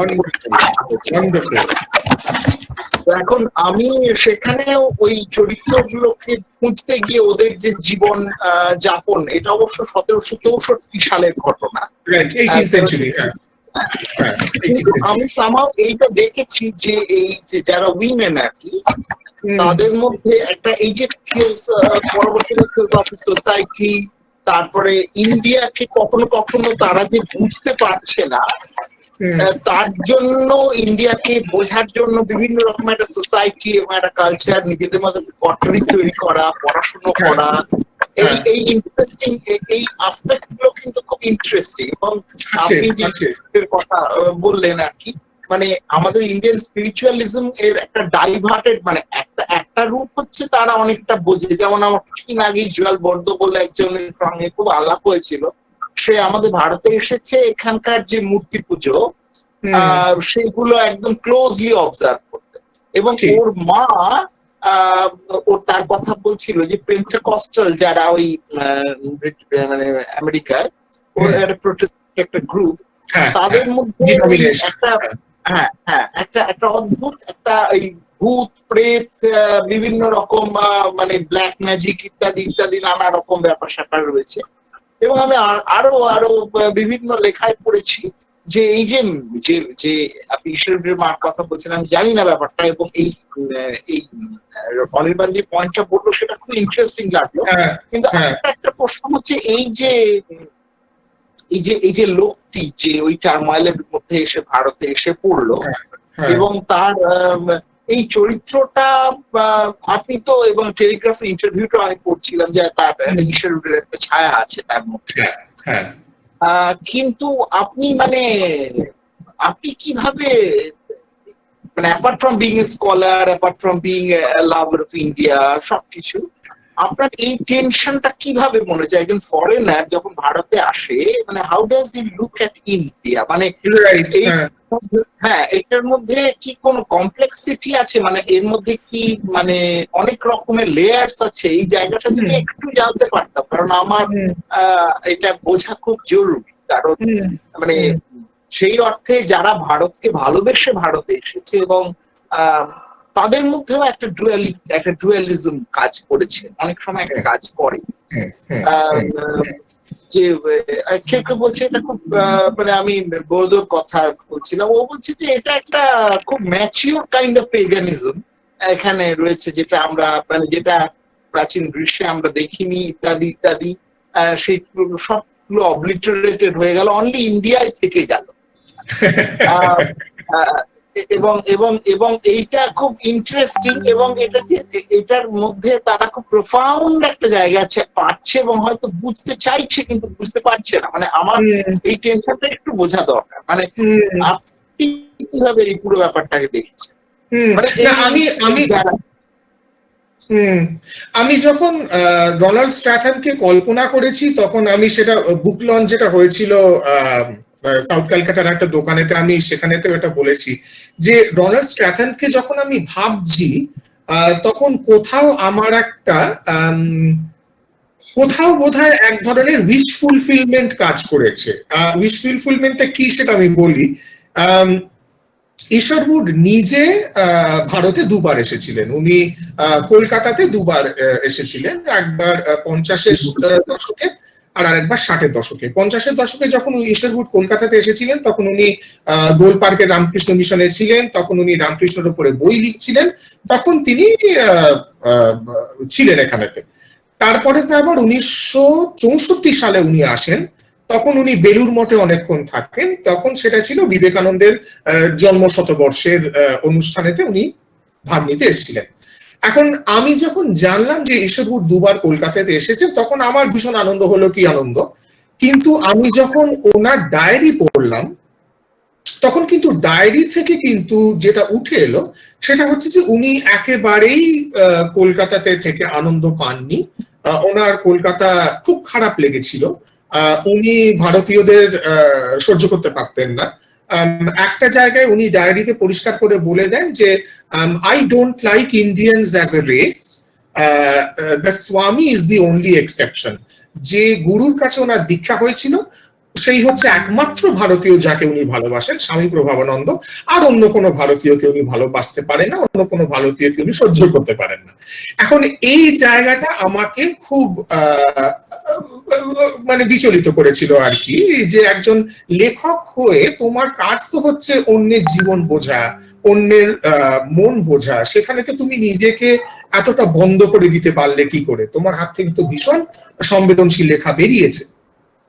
তা আমি যখন রোনাল্ড স্ট্র্যাথনকে কল্পনা করতে শুরু করি তখন আমার কেমন যেন মনে হয়েছিল যে ইশরউড যদি আরেকটু গভীর ভাবে আমাদের কালচারেতে নিমজ্জিত হতো তাহলে কি হতো। ফলে এই প্রশ্নটার থেকে কিন্তু রোনাল্ড স্ট্র্যাথন তৈরি হয়েছে, যে ইশরউড থাকতো যদি, ও 2 সপ্তাহের জন্য কলকাতায় এসে মানে কলকাতার পলিউশন দেখে, কলকাতার উনুন দেখে, কলকাতার দারিদ্র দেখে না ছিটকে না চলে গিয়ে ওনার বেলুর খুব ভাল লেগেছিল, বেলুর খুব ভাল লেগেছিল, নদী বয়ে যাচ্ছে, ওর খুব ভাল লেগেছিল, কলকাতা ওনার পছন্দ হয়নি। তা আমার তখন মনে হচ্ছে যে আচ্ছা যদি উনি আরো কিছুদিন থাকতেন তাহলে কি ওনার কোনো চিন্তা ভাবনার বদল হতো? এই প্রশ্নটার পেছনে কিন্তু রোনাল্ড স্ট্র্যাথন আস্তে আস্তে আস্তে গড়ে উঠেছে। আর আমি যেটা, তবে অন্যান্য ক্ষেত্রেও তো আমি দেখেছি যে এমনও লোকও তো দেখেছি যে যারা কলকাতাতে এসেছে, সাহেব যারা কলকাতাতে এসেছে তারপরে তারা দেশে ফিরে যায়নি, তারা দেশে ফিরে যায়নি, মানে তখনকার ভাষায় যাকে বলা হতো going native, they went native, তারা এখানেতে বাংলা শিখে ধুতি পরে একেবারেতে এখানেতে রয়ে গেছে। ফলে সেই ধরনেরও আছে যাদের মধ্যে কিন্তু কোনো প্যাট্রোনাইজিং অ্যাটিটিউড নেই, তারা কিন্তু কখনোই বলছে না যে আমি একটা উৎকৃষ্ট সংস্কৃতি থেকে এসেছি, আমার একটা ঔন্নাসিকতা ভাব, সব কিছুই নেই, আমি তোমাকে ভালোবেসেছি। ফলে এই ভালোবাসার জায়গাটাও কিন্তু আমি অনেক সাহেবের মধ্যে দেখেছি, যে ভালোবাসাটা আবার আমাদের অনেক ভারতীয়দের মধ্যে আছে অন্যের সংস্কৃতির প্রতি। মানে এটা ডিসপোজিশনকে ভাঙা আর কি, মানে কনসেপ্ট নোশন নিয়ে আসছে যে ইন্ডিয়া বলতে যা বোঝায়, তারপরে সেটা ভেঙে গেছে। ঠিক ঠিক। ব্যাপারটা খুব চমৎকার এগেছে। আমাদের সঙ্গে সুদীপ্তা আছে, সুদীপ্তা চক্রবর্তী। ও এই টেক্সটায় পলিটিক্স অফ নেমিং এই বিষয়টা নিয়ে একটু আলোচনা করতে চাই। সুদীপ্তা, হ্যাঁ হ্যাঁ, সুদীপ্তা সঙ্গে আছে?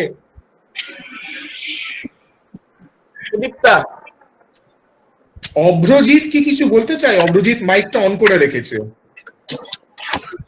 সুদীপ্তা এবং অভ্রজিৎ। হ্যালো স্যার, আপনি শুনতে পাচ্ছেন আমার? হ্যাঁ আমি শুনতে পাচ্ছি, তুমি মাইকটা অন করে রেখেছো, তাই ভাবছি তুমি বোধহয় কিছু বলবো করছো। না, আমার আসলে খুবই ভালো লাগছে, অনেকদিন পর আপনার লেকচার শুনছি, ডিসকাশন শুনছি, এবং আমি সবাইকে ধন্যবাদ জানাতে চাই একটা সাধু একটি প্রচেষ্টার জন্য। আমি 2017 সালে আপনার বইটি পড়ি, তখন এটা অনলাইন পাবলিশ ছিল এবং আপনাকে ইবুক ছিল। হ্যাঁ হ্যাঁ, এবং তারপর আমার একটি প্রশ্ন সেই মুহূর্তে জাগে মনে, এবং আমি অনেকদিন পরে আবার বইটা পড়ছিলাম। চ্যাপ্টার 80 আপনি একটি কনসেপ্ট বলেন। অপোজিট ওই সুদীপ্তা একটা কিছু বলবে, তারপরে তুমি থাকো, আমি হ্যাঁ আচ্ছা সুদীপ্তা। হ্যাঁ কোন অসুবিধা। হ্যাঁ অনির্বাণ। হ্যাঁ, সুদীপ্তাকে দেখতে পাওয়া যাচ্ছে না। অভিজিৎ কন্টিনিউ করে, আমি সুদীপ্তাকে ধরার চেষ্টা করছি। সুদীপ্তাকে পাওয়া যাচ্ছে না, তাহলে তুমি বলো। তখন আমি আপনাকে একটি প্রশ্ন করেছিলাম, এই আপনি চ্যাপ্টার 8 একটি কনসেপ্ট বলেন জ্যাক, এবং আমি একটি লাইন পড়ছি ওখান থেকে। আপনি বলেন যে জ্যাক এবং মাধবের যে কথোপকথন হচ্ছিল, এবং ওরা বলছিল ল্যাঙ্গুয়েজের ব্যাপারে, রাইট, এবং এলিয়েনেশনের ব্যাপারে, ডায়াসপোরার ব্যাপারে। সেটা হচ্ছে all he hears around him is English. You see, all that I heard was heterosexuality. I did not belong in that language. I did not belong in the country of heterosexuality. I was diasporic too.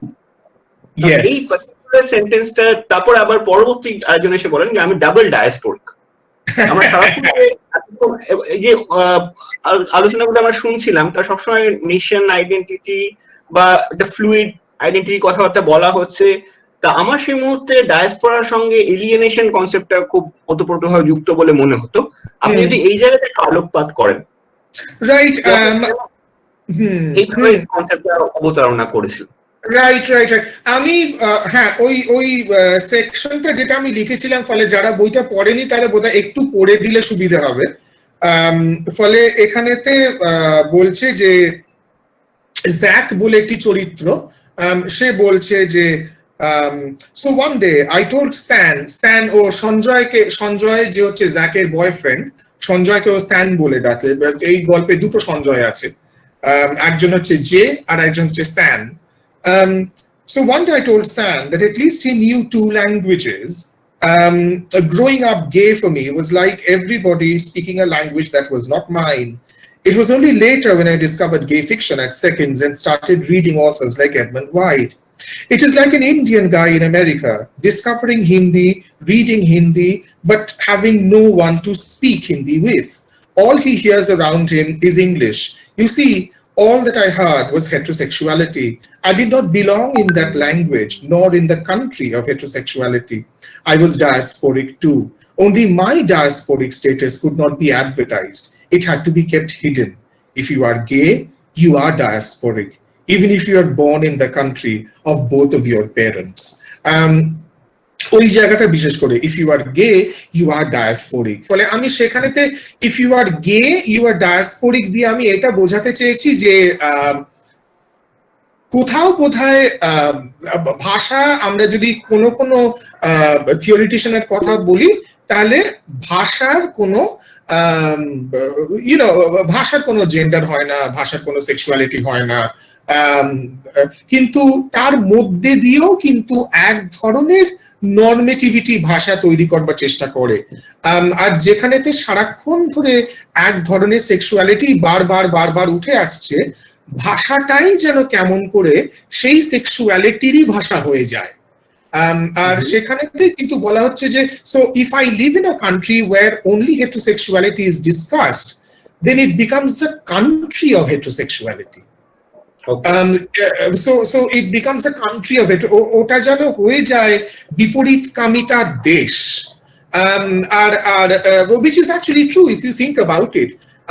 ফলে আমি সেই জায়গাটা ধরতে চেয়েছি যে is sexuality just about the act, naki sexuality is also enabled by or disabled by the language that is made available or made not available for its expression. সেখানেতে তবে একটা crucial difference হচ্ছে এটাই, যেটা বলে যে if you are culturally diasporic, you can advertise it. Look, I'm diasporic. Look how much I'm suffering. Look at my diasporic pain. But if you are sexually diasporic, you can never advertise it. So এইখানেতেই একটা বোধহয় problem কাজ করছে যে cultural diaspora নিয়ে যেভাবে বলা যায়, sexual diaspora নিয়ে বোধহয় সেই অর্থে বলা যায় না। So I was actually sort of playing with that idea. So thank you so much, Avrojit, for bringing that to my attention again. The pleasure was all mine. Thank you, sir. Thank you. আমি পরের প্রশ্নটা করব। খুব interesting. এই টেক্সটের মধ্যে যৌনতার যে বারবার একটা ভিন্ন যৌনতার যে মার্গ বা পথ তৈরি হচ্ছে এই টেক্সটের মধ্যে, এটা খুবই গুরুত্বপূর্ণ। এবং আমার এখান থেকে একটা ভাবনা তৈরি হচ্ছে বা প্রশ্ন আসছে, সেটা হচ্ছে এই উপন্যাসের কনক্লুশনটা, এই যে উপসংহার, যেখানে একটা চমক তৈরি হচ্ছে। যেটা তুমি বলবে না don't reveal the end. আমার তো এটা প্রস্তাব যে এই টেক্সটটা কল্যাণী বিশ্ববিদ্যালয় সহ আমাদের আশেপাশে বিভিন্ন বিশ্ববিদ্যালয়ে অন্তত যেখানে সেক্সুয়ালিটি স্টাডিজ বা জেন্ডার স্টাডিজ পড়ানো হচ্ছে, এই টেক্সটটা অবশ্যই ইনসার্ট করা দরকার সিলেবাসের মধ্যে। মানে এই টেক্সটার কন্টেম্পোরারিটি মানে সমসাময়িকতাটা এত গুরুত্বপূর্ণ। এবং সবচেয়ে মানে আরো আশ্চর্যের যে যখন 1920 যে ডায়েরি, সেইখানে যে হিন্দু মুসলিম রায়ট বা সেই তার প্রভাব যে কিভাবে পড়ছে একজন মানুষের মধ্যে, তার যে মন বিচলনের মধ্যে, সেইটা উঠে আসছে। এবং এটা আমাদের সময়ের সাথে খুব সম্পর্কযুক্ত। এবং আপনি যেটা বললেন বাবরনামার যে রেফারেন্স এই টেক্সটার মধ্যে আছে, বা বাবরি মসজিদের যে সম্পর্কে তার কনটেক্সটে যে প্রশ্নগুলো উঠছে, আপনি মানে এই আখ্যানের মধ্যে দিয়ে বারে বারে তার রাজনীতিটা প্রকট হচ্ছে। এবং এটা নিয়ে মানে এইটা হচ্ছে মানে এই টেক্সটার একটা অসামান্য জায়গা, যে কোনো সাময়িকতা বারবার ফিরে আসছে। তবে জায়গা থেকে আমি একটা প্রশ্ন একটু ভাবে অন্যভাবে রাখি, যে আমাদের যে নিপীড়িত হচ্ছে যে সমকামী যৌনতার যে ভাবনা, সেইটা যে নানান রকম ভাবে আমাদের এই যে বাধা সমাজ মন সংস্কৃতি দ্বারা নির্যাতিত বা নিপীড়িত হচ্ছে বা রুদ্ধ হয়ে যাচ্ছে, সেইখান থেকে কোথাও যেন একটা ইমানসিপেশনের জায়গা, একটা স্ট্রিক অফ লাইট যেন তৈরি হচ্ছে, কোথাও একটা রেখা তৈরি হচ্ছে, যেটা এই টেক্সটার শেষে আমি তো মানে অবাক হয়ে গেলাম যে ওই সময় ওই একটা আবিষ্কার হলো, যে একটা জানি একটা মনের মধ্যে একটা বেদনা তৈরি হচ্ছিল, শেষে কি হলো। কিন্তু এইভাবে যে একটা উন্মোচন হবে, এটা একটা চমৎকার জায়গা। এবং আমি সবাইকে রিকোয়েস্ট করব, অনুরোধ করব, যাতে অবশ্যই জানে এই টেক্সটটা পরে।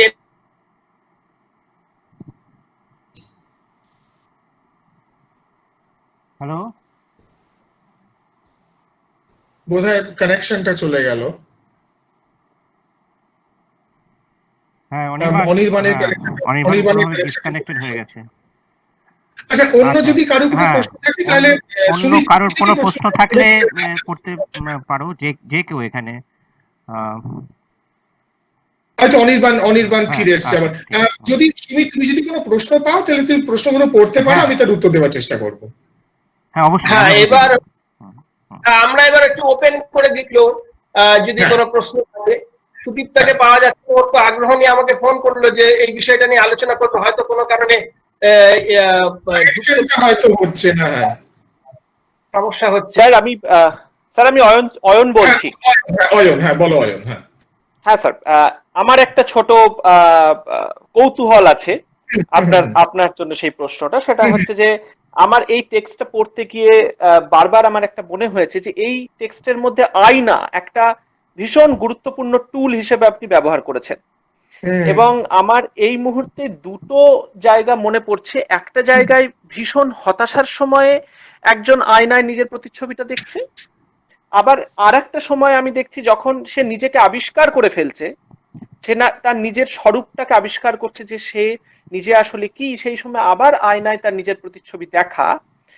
আপনার অ্যাজ এ রাইটার এটা কি ভীষণই পলিটিক্যাল একটা ইনক্লুশন, নাকি এটা লেখার মধ্যে থেকেই তৈরি হওয়া একটা বিষয় বলে, মানে আপনি কি খুব কনসাসলি পলিটিক্যালি আয়নাকে ব্যবহার করছেন, নাকি আয়নাটা লেখার মধ্যে থেকেই উঠে আসা একটা, বা বলা যেতে পারে লেখার ফ্লোতে অনেক সময় অনেক কিছু আসে, সেইভাবে আয়নাটি এসছে, আয়নার ব্যবহার?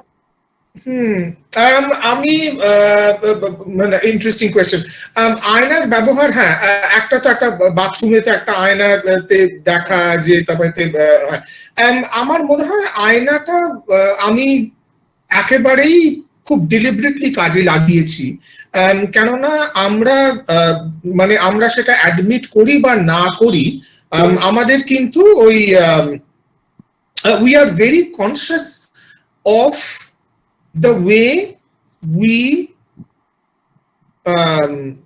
use our faces to communicate. আমাদের চেহারা থেকে কি করে মানুষ কি বুঝছে কি বুঝছে না সেটা নিয়ে কিন্তু আমরা অনেকে অল্প বিস্তর বেশ সচেতন। ফলে সেই জন্য আর বিশেষ করে এখন তো ওয়েবিনারের যুগে, আগে যখন টেলিফোনে কথা হতো তখন মানুষের হয়তো মুখের কি এক্সপ্রেশন সেটা দেখা যেত না, এখন ভিডিও কলের যুগে মুখের কি এক্সপ্রেশন সেটা মানুষ আর লুকোবার কোনো উপায় নেই। ফলে আমরা আমাদের মুখ সম্বন্ধে কিন্তু প্রচন্ড একটা শঙ্কা, একটা আশঙ্কা, একটা ভয় কাজ করে যে আমার মুখেতে কি ইমোশন ফুটে উঠছে, আমার মুখে কি বিরক্তি ফুটে উঠছে না আনন্দ ফুটে উঠছে। ফলে সব সময় কিন্তু আমি এমন একজনকে জানতাম, সে যখন কাঁদতো সে একবার কিন্তু আয়নাতে দেখে নিত যে যখন ও কাঁদছে তখন ওর মুখটা কেমন দেখতে লাগছে। সো সেটাও কিন্তু একটা কাজ করতো। I don't know what psychology was working behind it, কিন্তু কোথাও একটা ইন্টারেস্ট নিশ্চয়ই ছিল যে আমি যখন কাঁদি তখন আমাকে দেখতে কেমন লাগে, আমি যখন হাসি তখন তো আমার সব বন্ধু ছবি তোলে, ফলে আমার হাসি মুখের ছবি প্রচুর আছে, কিন্তু যখন কাঁদি তখন তো কেউ ছবি তুলতে পারে না, তখন দেখতে কেমন লাগে। ফলে আমি কিন্তু ওই আয়নাতে দেখাটা I used it as a way to understand oneself better, যে আমি আমার শরীরের ভেতর দিয়ে নিজেকে কতটা রিভিল করতে পারছি, কতটা ঢাকতে পারছি, এই একটা টেনশনের জন্য আমি আয়নাটাকে ব্যবহার করেছি। So thank you so much for your question Ayan. আরো বোধহয় একটু প্রশ্ন এবারে মানুষ টাইপ করতে শুরু করেছে। স্যার একটা কোয়েশ্চেন রয়েছে, আমি বলে দিচ্ছি। মৌরিশা রয় একটি কোয়েশ্চেন করেছেন, আমি ছোট করে বলছি। What is the difference between a romantic relationship and a friendship? Romantic ideally there should be none. Ideally there should be no difference between a romantic relationship and a friendship. They should be equally intense, they should be equally beautiful, they should be equally valid, they should be equally valued in society. কিন্তু দুঃখের বিষয় এটাই যে patriarchy কিন্তু সবসময় romantic রিলেশনশিপটাকে celebrate করে at the cost of friendship. এটা এই জন্যই করে যে রোমান্টিক রিলেশনশিপের সঙ্গে ওই ওনারশিপের একটা গল্প জড়িয়ে থাকে বলে। তুমি যাকে ভালোবাসবে তার শরীরটা তোমার, ফলে যেহেতু এই একটা সম্পত্তিকরণের গল্প রোমান্টিক রিলেশনশিপে থাকে যেটা ফ্রেন্ডশিপে থাকে না, একটা বন্ধু কখনো আর একটা বন্ধুর সম্পত্তি হতে পারে না, কিন্তু একটা বয়ফ্রেন্ড একটা গার্লফ্রেন্ডের সম্পত্তি হিসেবে দেখা হয়, বা একটা গার্লফ্রেন্ড বয়ফ্রেন্ডকে সম্পত্তি হিসেবে দেখা হয়। বলে এই যে একটা সম্পত্তির গল্প রোমান্টিক রিলেশনশিপে চলে আসে, সেই জন্য বোধহয় রোমান্টিক রিলেশনশিপকে সোসাইটি এত অপূর্ব একটা জায়গায় দেখে। হ্যাঁ দেখো, তুমি আমার, এই যে তুমি আমার যে গল্পটা, যে আমি একটা আস্ত মানুষকে সম্পত্তিকরণ করতে পারছি, এর মধ্যে যে ক্ষমতার একটা গল্প, এই ক্ষমতার গল্প কিন্তু বন্ধুত্বে থাকে না। সেই জন্যেই বন্ধুত্বের জায়গাটা কিন্তু একটু খাটো করে দেখানো হয়। হ্যাঁ, সেই জন্যই অনেকে বলে না আমাদের সম্বন্ধে ওসব ভাববেন না, we are just friends. Just friends আবার কি? তার মানে বন্ধু একটু নিচু জায়গায় আর রোম্যান্স একটু উঁচু জায়গায়, এই উঁচু নিচুর যে ব্যবধানটা, সেখানে পিতৃতন্ত্র কি করে কাজ করছে সেটা বোধহয় আমাদের একটু ভেবে দেখা উচিত। But thank you for your question. হ্যাঁ স্যার, হ্যাঁ আর সেরকম কোয়েশ্চেন স্যার আমি হ্যালো হ্যাঁ হ্যাঁ বিপাশা হ্যাঁ হ্যালো স্যার, আমি বিপাশা বলছি। হ্যাঁ হ্যালো স্যার, আমার দুটো প্রশ্ন আছে। প্রথম হচ্ছে যে প্রত্যেকটা ক্যারেক্টারের সাথে দীপ হোক বা রনি বা মাধব, তার মায়ের রিলেশনটা খুব ভালোভাবে আমরা জানতে পারছি, কিন্তু বাবার ক্ষেত্রে আমরা কোনো মানে হিন্ট পাচ্ছি না। মাধবের কেসে একটুখানি বাবার বিষয়ে যদিও বা জানতে পারছি, কিন্তু রনি হোক বা আমরা দীপের ক্ষেত্রেও কিন্তু বাবার বিষয়ে কোনো কিছু জানতে পারছি না। মানে এটাকে আপনি ইন্টেনশনালি করেছেন, মানে মায়েরটা এমফাসিস দেওয়ার জন্য, না মানে একটু যদি আপনি বলেন। না, এটা অ্যাকচুয়ালি সত্যি কথা বলতে গেলে ইন্টেনশনালি হয়নি, এটা জাস্ট হয়ে গেছে। আর এটা হয়ে যাওয়ার কারণ এটাই যে আমি যখন ঈশ্বর গুডের ব্যাপারটা যেটা বললাম, which was like the template for the character of Ronald Strathern, সেখানেতে কিন্তু ঈশ্বর গুডের বাবার কিন্তু চরিত্রটা, মানে ভদ্রলোক যিনি ছিলেন আর কি, Frank Isherwood, he was a wonderful person. কিন্তু যেহেতু ফ্র্যাঙ্ক ইশরউডের ডায়েরি আমি পড়িনি, ফ্র্যাঙ্ক ইশরউডের ডায়েরি অ্যাভেলেবল ছিল না, আর যেহেতু ইশরউডের মায়ের ডায়েরি আমি পড়েছি, অতএব ইশরউডের মায়ের চরিত্রটা আমার কাছে অনেক বেশি ভিভিড হয়ে উঠেছিল। So this was just a coincidence. আর অন্যান্য ক্ষেত্রে দীপের সঙ্গে ওর মায়ের সম্পর্ক বা মাধবের সঙ্গে ওর মায়ের সম্পর্ক, আমার মনে হয় আমি হয়তো সেখানেতে একটা জায়গা তুলে ধরবার চেষ্টা করেছি যে অনেক ক্ষেত্রে, সব ক্ষেত্রে নয়, অনেক ক্ষেত্রে বাবারা এত বেশি মানে অবসেসড হয়ে থাকে to present a figure of authority, একটা শাসনের জায়গা রাখবো, একটা ডিসিপ্লিনের জায়গা রাখবো, এইটা নিয়ে বাবারা এতটাই অবসেসড হয়ে থাকেন যে কোথায় সন্তানের সঙ্গে সেই অর্থে রিলেশনশিপ তৈরি হতে পারে না, যেটা কিন্তু অদ্ভুত ভাবে মায়ের সঙ্গে কিন্তু সেটা হওয়া সম্ভব। বহু সমকামী পুরুষ তারা কিন্তু বারবার এই কথাটা বলে যে আমার মা কিন্তু আমার সম্বন্ধে জানে। তখন যখন আমি জিজ্ঞেস করি তো তোমার বাবা কি জানে, না বাবাকে আমি বলবো না কখনো। ফলে এটা কিন্তু আমি বারবার দেখে এসেছি যে কোথাও যেন একজন সমকামী পুরুষ মানুষ মাকে বলতে বেশি স্বাচ্ছন্দ্য বোধ করে, বাবার কাছে অতটা স্বাচ্ছন্দ্য বোধ করে না। এখন সেটা কেন করে না তার অনেক কারণ থাকতে পারে।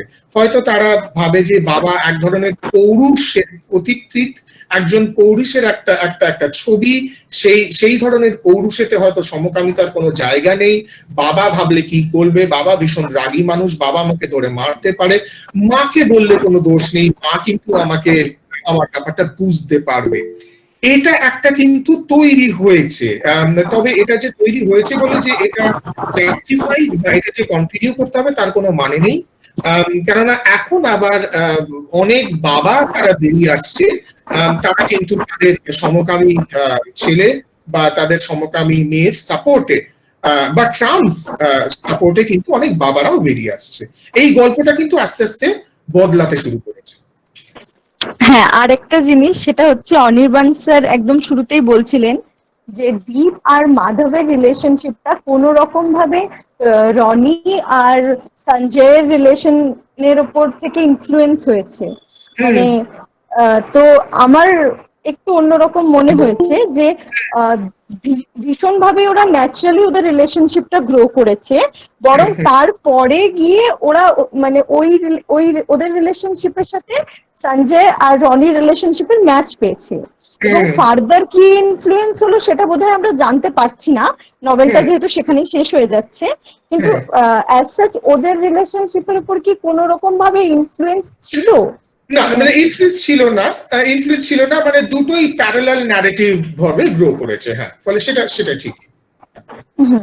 আর আরেকটা জিনিস আমার খুব ভালো লেগেছে যে একদম প্রথম ফার্স্ট পেজে আপনি টেক কেয়ার এই যে বিষয়টা নিয়ে বলেছেন, মানে অসম্ভব ভাবে এটা ভালো লেগেছে। তার কারণ প্রথমেই জানিয়ে দিচ্ছে যে আমরা কিভাবে ল্যাঙ্গুয়েজ ক্রিয়েট করি কিছু কিছু রেসপন্সিবিলিটি থেকে দূরে সরার জন্য, চাপিয়ে দিই কিভাবে সেটা একদম শুরুতেই বলে দেওয়া হয়েছে। এবং পুরো নভেলটা আমরা যদি পড়তে পড়তে যাব তো এই সেম জিনিসটা অনেক কিছুতে, মানে প্রত্যেকটা বিষয়ে এই একই ধরনের যে ইউজটা আমরা পাবো, আমাদের আশেপাশেও দেখতে পাই এবং নভেলে সেটা খুব সুন্দরভাবে বলা আছে। Thank you Bipasha, you are a very careful reader. Thank you sir. Okay, I am ডান।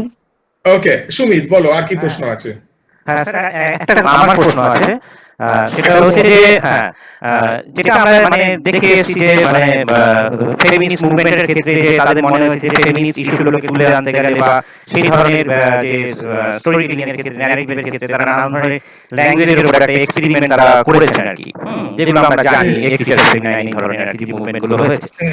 তা হোমোসেক্সুয়াল যে রিলেশন কি, হোমোসেক্সুয়াল লাভ, হোমোএরোটিক লাভ, এগুলো নিয়ে যেহেতু আপনি তুলে এনেছেন আপনার টেক্সটের মধ্যে, আপনার কি কখনো মনে হয়েছে যে এই ল্যাঙ্গুয়েজের মধ্যে কিছু এক্সপেরিমেন্টের প্রয়োজন আছে? বা কারণ আমি দেখেছি আপনার টেক্সটটা পড়ে আপনি কিন্তু একদম কনভেনশনাল যে ল্যাঙ্গুয়েজ সেটাকেই আপনি ব্যবহার করছেন, এবং সেখানে দেখা যাচ্ছে কনভেনশনাল ল্যাঙ্গুয়েজের মধ্যে দিয়েই কিন্তু আপনি হোমোসেক্সুয়াল লাভটাকে তৈরি করছেন, এবং সেখানে কিন্তু একটা অপূর্বভাবে একটা সাবভার্সন তৈরি হচ্ছে।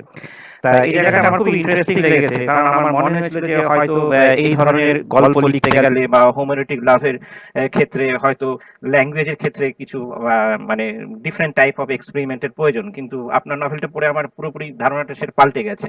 তো যাই হোক, আপনি যখন কনভেনশনাল ল্যাঙ্গুয়েজে এই ধরনের গল্পটিকে প্রেজেন্ট করছেন, সেক্ষেত্রে আপনার কি মনে হয়েছিল যে মানে আমি জানতে চাই যে আপনার মানে ডিসিশনটা কি ধরনের ছিল? না, এখানে তো তমাল যে কথাটা একদম গোড়ার দিকে বললো, মানে প্রচন্ড অ্যাস্টিউট একটা কথা বললো যে এক ধরনের যে সরল ভাষাটা ব্যবহার করেছি তার মধ্যেও একটা ডিজাইন আছে, যেটা তমাল একেবারে গোড়াতে যেটা বলে দিয়েছে। আমি কিন্তু এখানেতে আবার আমার ঈশ্বর গুডের লেখা ইনফ্লুয়েন্স হিসেবে কাজ করেছে, কেননা ঈশ্বর গুডের লেখা আর তারপরেতে ঈশ্বর গুড যেসব লেখকদের দ্বারা ইনফ্লুয়েন্স ছিলেন তার মধ্যে সামারসেট মম পড়ছে, তার মধ্যে কিছুটা ইএন ফস্টার পড়ছে। ফস্টার তো অফকোর্স নভেলেতে চলেই এসেছে, প্যাসেজ টু ইন্ডিয়া রেফারেন্স আছে। এরা কিন্তু, বাট আমি যদি সামারসেট মমের নভেলই ধরি বা যদি ঈশ্বর গুডের নভেলই ধরি, ও কিন্তু সারাক্ষণ ধরে চেষ্টা করে গেছে সিম্পলিফাই, শর্ট সেন্টেন্সেস, সিম্পল ওয়ার্ডস, ভীষণ কষ্ট করে কিন্তু যেখানেতে মনে হয়েছে যে একটা দারুণ লম্বা সেন্টেন্স লেখা যায়, সেটাকে সঙ্গে সঙ্গে কেটে না আমি একটা লম্বা সেন্টেন্স লিখবো না, ওটা কেটে আমি 3টে সেন্টেন্স করবো। এই তমাল কিন্তু একেবারে, তমাল যেহেতু নিজে লেখক ও এটা বুঝতে পেরেছে। আমি প্রচন্ড চেষ্টা করেছি যাতে ল্যাঙ্গুয়েজটা একেবারেই সহজ সরল থাকে, কেননা এটা আমি বোধহয় আমার ইন্টারভিউতে বলেছিলাম যে আমি চাই আমার নভেলটা যেন মানুষ মেট্রোতে যেতে পড়ে, আমি চাই যে আমার নভেলটা যেন একটা মানুষ ভিড় বাসেও পড়তে পারে। ফলে সেই রকম একটা সহজ ভাষা আমি ব্যবহার করতে চেয়েছি, কেননা যদি ভাষাটা সহজ হয় তাহলে কিন্তু যে ডিফিকাল্ট কথাগুলো বলেছি সেই ডিফিকাল্ট কথাগুলো হয়তো মানুষের মাথায় প্রবেশ করতে সুবিধা হবে। সেই জন্য আমি because the subject was so unconventional, I wanted to make the language deliberately conventional so that the language can serve as a very smooth vehicle with which the difficult subject matter can enter the mind of the reader. Thank you so much, sir. খুব interesting. এবং ভাষার ব্যাপারে যেটা কমলদা বললো যে এত চমৎকার, মানে তার মধ্যে যে শ্লেষ আপনি যেটা ব্যবহার করছেন সেটা মানে একটা একদম সহজ ভাবে আসছে, এবং সহজ ভাবে আসছে জন্যই যেন ভেতরে লেগে যাচ্ছে। এই টেক্সটটা পড়ার ক্ষেত্রে মানে বারে বারেই এটা যেন ফিরে ফিরে আসছে, এটা মনে হচ্ছে মানে ভাষাটা একটা গুরুত্বপূর্ণ মাধ্যম হয়ে দাঁড়াচ্ছে। হ্যাঁ, একেবারে আমি খুব ডেলিব্রেটলি সেদিকটা দেখেছিলাম যে একেবারে যাতে সরল ভাষায় লেখা হয়, একেবারেই যাতে সরল ভাষায় লেখা হয়, এবং মানে ম্যাটার অফ ফ্যাক্টনেস, মানে ইন্টিমেট ডিটেইল এমন ভাবে আছে, এটা আরো চমৎকার একটা জায়গা তৈরি করছে। আমি খুব ডেলিব্রেটলি সেটা রাখবার চেষ্টা করেছি। বলো সুমি, তার কি প্রশ্ন আছে? আর সেরকম প্রশ্ন তো এখানে দেখতে পাচ্ছি না। বিদ্যাব্রত তো আছে এখানে, বিদ্যাব্রত কোনো রেসপন্স পাচ্ছি না। কি একজন দেখেন ইএম ফস্টারের উপরে কি একটা লিখলো, ইএম ফস্টারের উপরে। অভিষেক একটা প্রশ্ন করেছে। হ্যাঁ, এক্স্যাক্টলি। অভিষেক চৌধুরী। ও আচ্ছা, হ্যাঁ, অভিষেক চৌধুরী। হ্যাঁ, একটু বলো অমিত ভাই, অভিষেক কি জানতে চাইছি? হ্যাঁ, আমি পড়ে দিচ্ছি। Sir, Deep is reading from Ronald's diary about events that took place in 1924. In 1924, Foster's Passage to India was published. You have mentioned Foster's novel. It is also the year in which Tagore delivered a lecture called Civilization and Progress in China, where he calls East a civilization in direct contrast with Western progress. The character of Krishna and the Krishna festival is mentioned in A Passage to India. So, have you chosen the year 1924 consciously? Yeah, well, Passage to India কথা চিন্তা করে আমি 1924 choose করিনি। 1924 choose করার পেছনেতে পান্ডে বেচান শর্মার গল্পগুলোই মূল ছিল, কেননা ওই যে পান্ডে বেচান শর্মার যে গল্পগুলো বেরোচ্ছে সেগুলো তো বেরোতে শুরু করছে 1924-এ। কিন্তু আশ্চর্যভাবে আমরা একেবারেই কাকতালীয় ভাবে আমি দেখলাম যে ও মা 1924-এতে প্যাসেজ টু ইন্ডিয়াও বেরোচ্ছে। আমি কিন্তু মানে 1924 থেকে কিন্তু আমি সরতাম না, কিন্তু আশ্চর্যভাবে দেখলাম যে 1924-এতে এই সব অন্যান্য ঘটনাগুলো ঘটছে।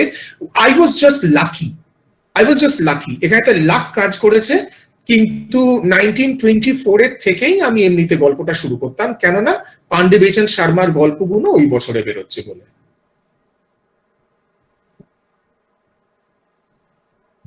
স্যার, এখানে দুটো শব্দ মানে যেন কনসেপ্টে উঠছে, আপনি ব্যবহার করছেন। একটা হচ্ছে শরীরার্ধ আর অর্ধাঙ্গিনী। ইয়েস, খুব ইন্টারেস্টিং। আপনি এবং ন্যারেটিভের মধ্যেও আসছে, যখন যে সঞ্জয় এবং স্টেশনের মধ্যে রোনাল্ডের মধ্যে বিচ্ছেদ হচ্ছে, তখন আপনি বলছেন যে শরীরার্ধ যেন চলে গেল, যেন বিচ্যুত হলো বা বিচ্ছেদ হলো। এই ঘটনাটাকে বা এটাকে আপনি কিভাবে দেখবেন? আমি একেবারে মানে শরীরার্ধ কথাটা তো বেসিক্যালি ইয়ের থেকেই নেওয়া, স্ক্রিপচার্স থেকেই নেওয়া। আর আমি বারবার ওটাকে আনতে চেয়েছি, কেননা মানে এটা দুটো কাজ করেছে। একটা হচ্ছে যে এই যে ইউনিয়নটা, এখানেতে শরীর একটা খুব বড় জায়গা কাজ করছে নিশ্চয়ই, কিন্তু একটা চূড়ান্ত একটা স্পিরিচুয়াল দিকও আছে। ফলে সেটাও আমি ফোরগ্রাউন্ড করতে চেয়েছি এই কথাটা বলে। আর রোনাল্ড যে শরীরার্ধ কথাটা ব্যবহার করবে সেটা তো আমি খুব ডেলিব্রেটলি চেয়েছি, কেননা আমি তার থ্রু দিয়ে দেখাতে চেয়েছি যে রোনাল্ড কতটা নিমজ্জিত in spirituality, in Hinduism, in Vaishnavism, যে মানে এই সব জিনিসগুলো রোনাল্ডের মানে নখদর্পণে এই কথাগুলো রোনাল্ড বলতে পারে, কেননা কতটা ভালোবেসে এই জিনিসগুলো পড়েছে।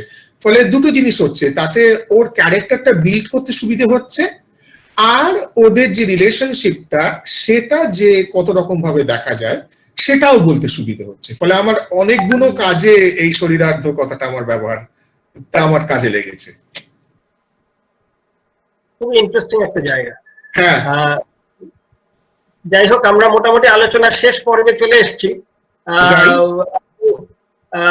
আর আর কারো যদি প্রশ্ন থাকে তাহলে তারা প্রশ্ন তাহলে সে করতেই পারে। সরাসরি করতে পারে, হ্যাঁ, মানে মাইক অন করে করতে পারে। মধুমিতা ম্যাডাম আমাদের সঙ্গে আছেন, উনি তো পড়েছেন।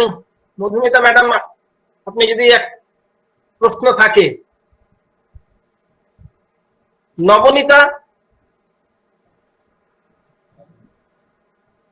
আচ্ছা, একটা কোয়েশ্চেন আছে, সেটা আমি একটু সুমিতদাকে হ্যাঁ, দেখতে বলবো।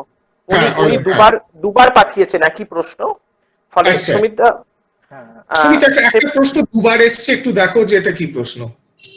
একটা প্রশ্ন দুবার এসছে। চৌধুরী, শুভজিৎ চৌধুরী বলে একজন, তিনি একটা প্রশ্ন দুবার পাঠিয়েছেন, একটু দেখো সুমিত। হ্যাঁ, উনি ওই ব্যাকল্যাশ নিয়ে একটা কোয়েশ্চেন করেছেন। Did you fear any backlash as an author? How did you negotiate against the feeling of backlash that the release of the book may have resulted in, or did it never cross in your mind? It never crossed my mind. It never crossed my mind. Because I knew that there would not be a backlash.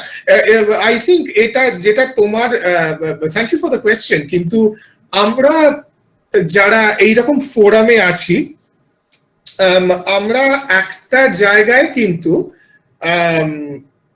এক ধরনের strategy অবলম্বন করতে শিখেছি।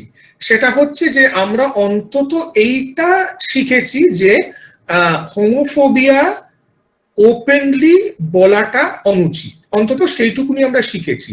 ফলে এমন হতেই পারে যে এই আলোচনা শেষ হয়ে যাওয়ার পরেতে যখন মাইক্রোফোন অফ হয়ে যাবে, যখন ভিডিও অফ হয়ে যাবে, তখন হয়তো আমরা আমাদের হোমোফোবিয়া প্রকাশ করতে পারি, যে কি এইসব নভেল লেখার যে কি মানে হয় ভগবান জানে, তা নিয়ে আবার 2 ঘন্টা আলোচনা, মানে যাচ্ছে তাই অবস্থা।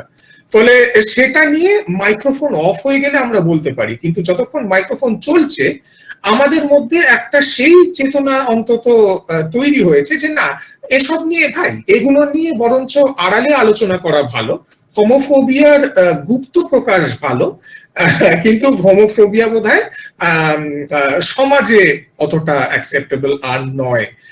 ফলে যেহেতু এই জায়গাটা আমরা এখন তৈরি করতে পেরেছি যে secret homophobia is allowed, but public homophobia is not allowed, সেই জন্য কিন্তু আমি সেরকম কোনো ব্যাকল্যাশ পাইনি। তবে হ্যাঁ, মানে এটা নিয়ে অন্য লোকে অন্যভাবে আলোচনা করতেই পারে, সে তো যে কোনো লোক যে কোনো ব্যাপারেই আলোচনা করতে পারে, বাট না, ওভার্ট ব্যাকল্যাশ আমি কিছুই পাইনি।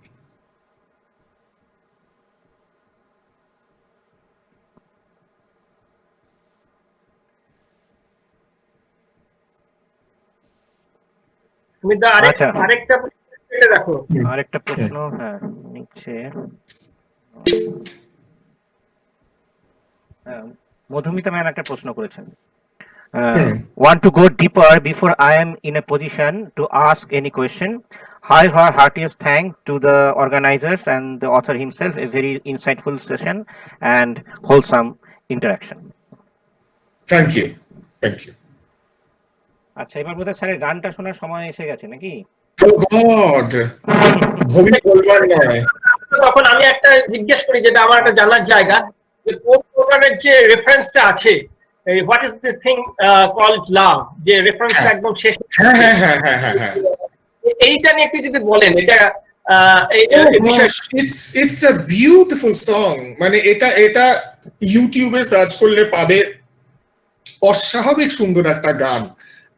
কোল পোর্টারের ব্যাপারটা অফকোর্স খুব ইন্টারেস্টিং, কেননা আমি কোল পোর্টার এর গান তো আমরা সবাই শুনেছি, আমরা অনেকে কোল পোর্টারের গান এলা ফিটজেরাল্ড গেয়েছে, বিলি হলিডে গেয়েছে, অনেকে গেয়েছেন, কিন্তু কোল পোর্টার সম্বন্ধে হয়তো সেই অর্থে ওনার জীবনীর ওপরে কিন্তু কাজ অতটা হয়নি। ভালো বায়োগ্রাফি একটা দুটো আছে বোধহয়, কিন্তু ওনাকে নিয়ে দুবার সিনেমা করা হয়েছে, কিন্তু প্রথম সিনেমাটা তো একেবারে জঘন্য, পরের সিনেমাটাতে কিছুটা ওনার সেক্সুয়ালিটি নিয়ে দেখানো হয়েছে। আশ্চর্য ব্যাপার হচ্ছে যে পোল পর্টার কিন্তু উনি যখন প্রেমের গান লিখছেন, পোল পর্টার কিন্তু মানে নানান বিষয় গান লিখেছেন, মানে ওই সময় বসে উনি কিন্তু সেক্স ওয়ার্কারদের নিয়েও গান লিখছেন, উনি প্রস্টিটিউটদের নিয়েও গান লিখছেন, যে গানের নাম হচ্ছে লাভ ফর সেল। ফলে লাভ ফর সেল কিন্তু কোল পটারের গানটা, সেটা কিন্তু সেক্স ওয়ার্কারদের নিয়ে লেখা। ফলে এই ধরনের গান কোল পটার লিখছেন, উনি কিন্তু ভালোবাসা নিয়ে ভাবছেন। আর ওনার ভালোবাসা নিয়ে ভাববার কারণ মূলত হচ্ছে ওটাই যে উনি সারা জীবন পুরুষ মানুষদেরই প্রেমে পড়েছেন, কিন্তু বিয়ে করেছেন একজন নারীকে, আর যাকে বিয়ে করেছেন তিনি ওনার সমকামিতা সম্বন্ধে জানতেন, আর বলতেন যে হ্যাঁ ঠিক আছে, মানে তুমি তোমার যা করবার করো, কিন্তু ডোন্ট ক্রিয়েট আ স্ক্যান্ডাল। ফলে কোল পটার আর কোল পটারের বিয়েটা খুব ইন্টারেস্টিং একটা বিয়ে ছিল, যেখানে বউ ওনার সমকামিতা সম্বন্ধে সম্পূর্ণ জানতেন, অথচ বলতেন যে এইখানেতে কিন্তু ওই বন্ধুত্বের কথাটা রয়েছে, যে আমরা কিন্তু এই বিয়েতে থাকবো একে অপরের বন্ধু হয়ে। ফলে স্বামী স্ত্রীর সম্পর্কটা কিন্তু একটা বন্ধুত্বের সম্পর্ক হয়ে গেছিল। ফলে সেখানেতে তুমি তোমার শরীর নিয়ে কোথায় যাবে কি না যাবে সেটা আমার দেখবার দরকার নেই, আমরা একে অপরের বন্ধু, আমরা বন্ধুর মতন থাকবো। ফলে এই যে একটা অপূর্ব একটা বিয়ে, সেই জন্য কিন্তু কোল পটারের গানের মধ্যেও কিন্তু ভালোবাসা কি সেটা কিন্তু নানা রকম ভাবে কোল পটার বোধহয় তার ইনভেস্টিগেশন করে চলেছেন। আর what is this thing called love, আমার মনে হয় ওই ইনভেস্টিগেশনস গুলোর মধ্যে একটা শ্রেষ্ঠ ইনভেস্টিগেশন। খুবই ইন্টারেস্টিং। এবং এই ন্যারেটিভটার মধ্যে একটা জায়গা আছে, যখন রোনাল্ড আর সঞ্জয়ের মধ্যে যখন বিচ্ছেদটা হবে, তখন সঞ্জয়কে একটা কথা বলবে যে আমার বিয়ে হয়ে যাওয়ার পরেও আমি কিন্তু বিছানায় তোমাকেই চিন্তা করবো। এটা খুব খুবই জায়গা, গুরুত্বপূর্ণ জায়গা। এক্স্যাক্টলি। যাই হোক, এবার মনে হয় আমরা গান শোনার জন্য সুমন চক্রবর্তী বলে একজন একটা কোয়েশ্চেন করেছেন। Patriarchy is often held responsible for favoring romantic relationship over friendship. How can we be certain situation would have been different if it were matriarchal culture? Oh God, matriarchy is also patriarchy. ফলে এই ভুলটা আমরা বারংবার করে আসি যে বোধহয় মেট্রিয়ার্কি হলে দারুণ হতো। না, মেট্রিয়ার্কি হলে দারুণ হতো নয়, কেননা জেন্ডার ইনইকুয়ালিটিটাকে উল্টে দিলে সেটা কিন্তু ইনইকুয়ালিটি রয়ে যায়, সেখানেতে কিন্তু সাম্যতা আসে না। ফলে ফেমিনিজম কখনোই মেট্রিয়ার্কি চায় না, ফেমিনিজম কখনোই পেট্রিয়ার্কি চায় না।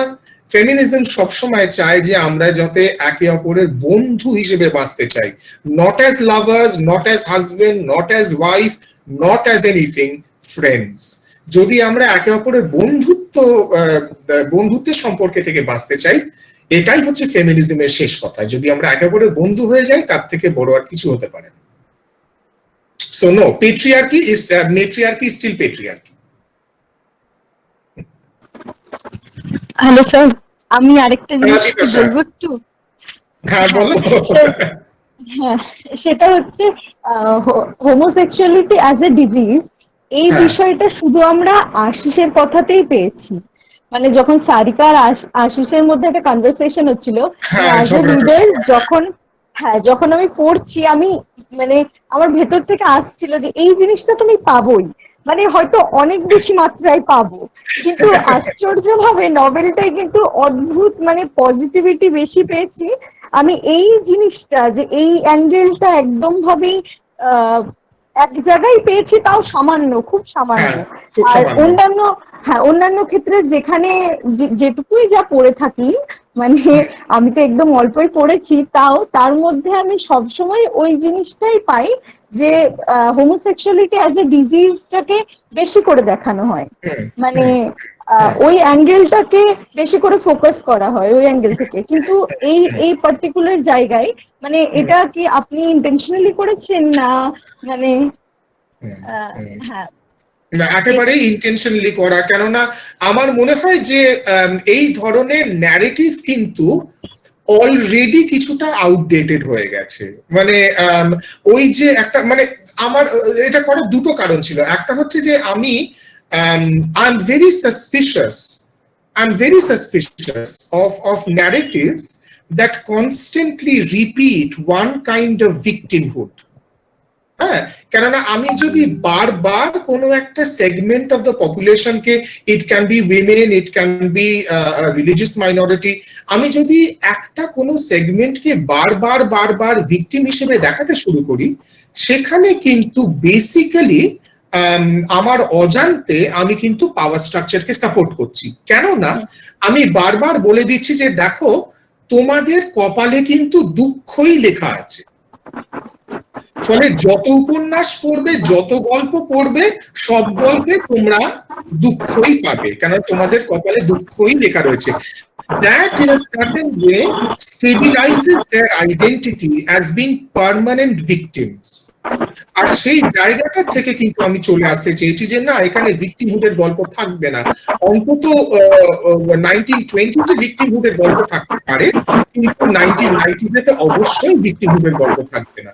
ফলে আই ওয়াজ ভেরি ডিলিবারেট যে সেখানে ওই দুঃখের ডিসকোর্স আসবে না, কেননা বোধহয় আমরা সেই জায়গা থেকে কিছুটা হলেও সরে আসতে পেরেছি। হ্যাঁ, একদম। এই জিনিস ভেরি ডিলিবারেট ডিসিশন। হ্যাঁ, এই জিনিসটা মানে ভীষণ ভাবে ভালো লেগেছে পুরো নভেলটা। Absolutely, thank you. Thank you sir. Sir, একটা ছোট্ট জিনিস আমি যোগ করতে চাই। অনির্বাণ দা যে একটা প্রস্তাব এনেছেন যে এই টেক্সটটাকে আমাদের যতটা সম্ভব হলে সিলেবাসের মধ্যে নিয়ে আসা, কারণ এটা গুরুত্বপূর্ণ একটি টেক্সট, অতি গুরুত্বপূর্ণ টেক্সট। এবং এই যে কথাটা এখন বিপাশার কথা থেকে উঠে এলো, আমার মনে হয় যে আমাদের স্টুডেন্টদের জন্য এটাও খুব গুরুত্বপূর্ণ যে একজন অথরের রাজনীতি, অ্যাজ আ রাইটার কিভাবে একটা টেক্সটের রাজনীতি ঠিক হচ্ছে, সেইটা বোধহয় এই টেক্সটের মধ্যে ভীষণ ভাবে আছে। যে একজন লেখক কি করে তার ন্যারেটিভের মধ্যে দিয়ে তার রাজনৈতিকতাকে, তিনি কিভাবে একটা বিষয়কে দেখছেন, সেইটা ফুটে উঠতে পারে। এবং সেটা টেক্সটকে পড়ার ক্ষেত্রে আমার মনে হয় যে আমরা পাঠক হিসেবে কিভাবে টেক্সটকে দেখতে পারি, সেটার একটা চক্ষু, মানে জ্ঞান চক্ষু খুলে দিতে পারে বলে আমার মনে হয়, যে একটা দিক খুলে দিতে পারে বলে মনে হয়। আমার তো মনে হয় যে সব কালচারই পলিটিক্যাল, মানে পলিটিক্স এর বাইরে তো কোনো কালচার হয়ই না। এখন ব্যাপারটা হচ্ছে যে আমরা প্রত্যেকে পলিটিক্যাল, প্রশ্ন এটাই থাকে যে সেই পলিটিক্সটা কোন দিকে, মানে সেই পলিটিক্সটা কি সমাজটাকে একটা অন্য জায়গায় উন্নতির দিকে কি নিয়ে যাবে, নাকি সমাজটা যে জায়গায় রয়েছে সেই জায়গাতেই বেঁধে রাখবে। এই দুটো পলিটিক্স এর মধ্যে আমরা সবাই কিন্তু মানে বিচরণ করি আর কি। ফলে প্রত্যেকটা লেখককে কিন্তু ভেবে দেখতে হবে যে আমরা যে জিনিসটা তৈরি করছি সেটাকে কি সমাজকে একটা উন্নতির দিকে নিয়ে যাবে, নাকি সমাজ যেখানে রয়েছে সেখানেই রেখে দেবে। এই প্রশ্নটা বোধহয় সবাইকারই করা উচিত অল্প বিস্তর। হ্যাঁ স্যার, একটা কথা একটু শেয়ার করি, মানে যেটা আমার একদম পার্সোনাল অবজারভেশন। হ্যাঁ, শুনতে পাচ্ছেন? হ্যাঁ, সেটা হচ্ছে যে আমি টেক্সটটা পড়ার সময় যেটা মনে হয়েছে যে মানে একটা ভীষণ একটা সিনেম্যাটিক একটা ক্যারেক্টার রয়েছে টেক্সটার মধ্যে। মানে যখনই আমি পড়ছি মনে হচ্ছে যেন এত যে ছবির মতন যেন সামনে যেন ঘটনাগুলো ঘটে যাচ্ছে, ঠিক এরকম ন্যারেটিভের মধ্যে একটা মারাত্মক এরকম একটা পাওয়ারফুল একটা জায়গা রয়েছে, যে এরকম একটা যেন একটা ভিশন তৈরি করছে সামনে, মানে একটা ফিল্ম দেখার মতন, এত কালারফুল, যার ফলে আমার মনে হচ্ছে যেন এরকম একটা টেক্সটের উপর একটা অসাধারণ একটা ফিল্ম হতে পারে। যদিও এর ডিরেক্টর কে হবে এটা নিয়ে একটা বড় প্রশ্ন, কিন্তু এই জায়গাটা আমাকে মানে আমার ভীষণ পছন্দ হয়েছে। নিশ্চয়ই তোমরা অ্যামাজন প্রাইমের সঙ্গে যোগাযোগ করো, তোমরা নেটফ্লিক্স কে বলো যে আমি এটা খুব দুঃখের যে এই বইটি অ্যাডাপ্ট করো। But thank you. হ্যাঁ, আমি ডেলিবারেটলি সিনেম্যাটিক কোয়ালিটিটা রাখতে চেয়েছি, অবশ্যই অবশ্যই।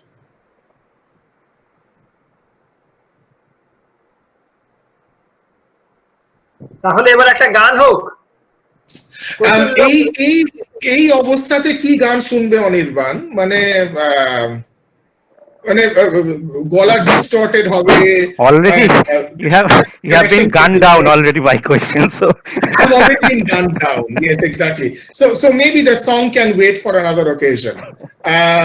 But thank you so much for the wonderful questions. and it's terrific. মানে আজকে তমাল যে কথাগুলো বললো, অনির্বাণ যে কথাগুলো বললো, এত বিভিন্ন অবজারভেশন যেগুলো পেলাম,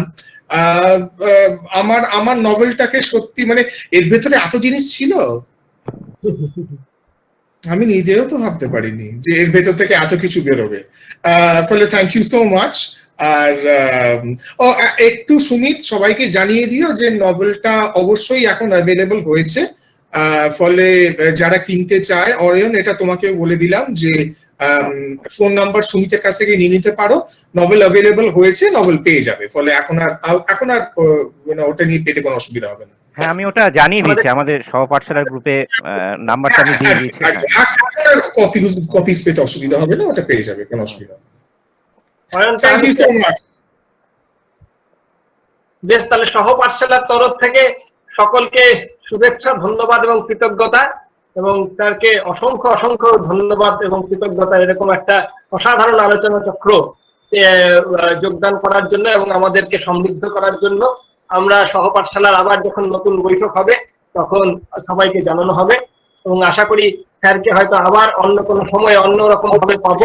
আমরা ভেবেও রেখেছি, আমি একটা ভেবে রেখেছি, একটু বলেই দিয়ে রাখি, প্রস্তাব দিয়ে রাখি, স্যার যেহেতু কল্যাণী বিশ্ববিদ্যালয়ে নিউ জেন্ডার স্টাডিজ 10 বছরের বেশি সময় ধরে পড়াচ্ছেন, আমরা একটা ভেবেছি যে আপনি এই যে 10 বছরের যে অভিজ্ঞতা পড়ানো ছাত্রদের সাথে কিভাবে আপনি পেয়েছেন এবং তাদের ভাবনা কিভাবে আপনার ভাবনা দ্বারা প্রভাবিত হয়েছে, এই ভাবনাটা নিয়ে যদি আপনি আমাদের আলোকিত করেন, আমরা হয়তো কোনো একটা সময় এই জায়গা থেকে আমরা জানবো, একদম প্র্যাকটিক্যাল জায়গা থেকে, যেহেতু আপনি কল্যাণী বিশ্ববিদ্যালয়ে।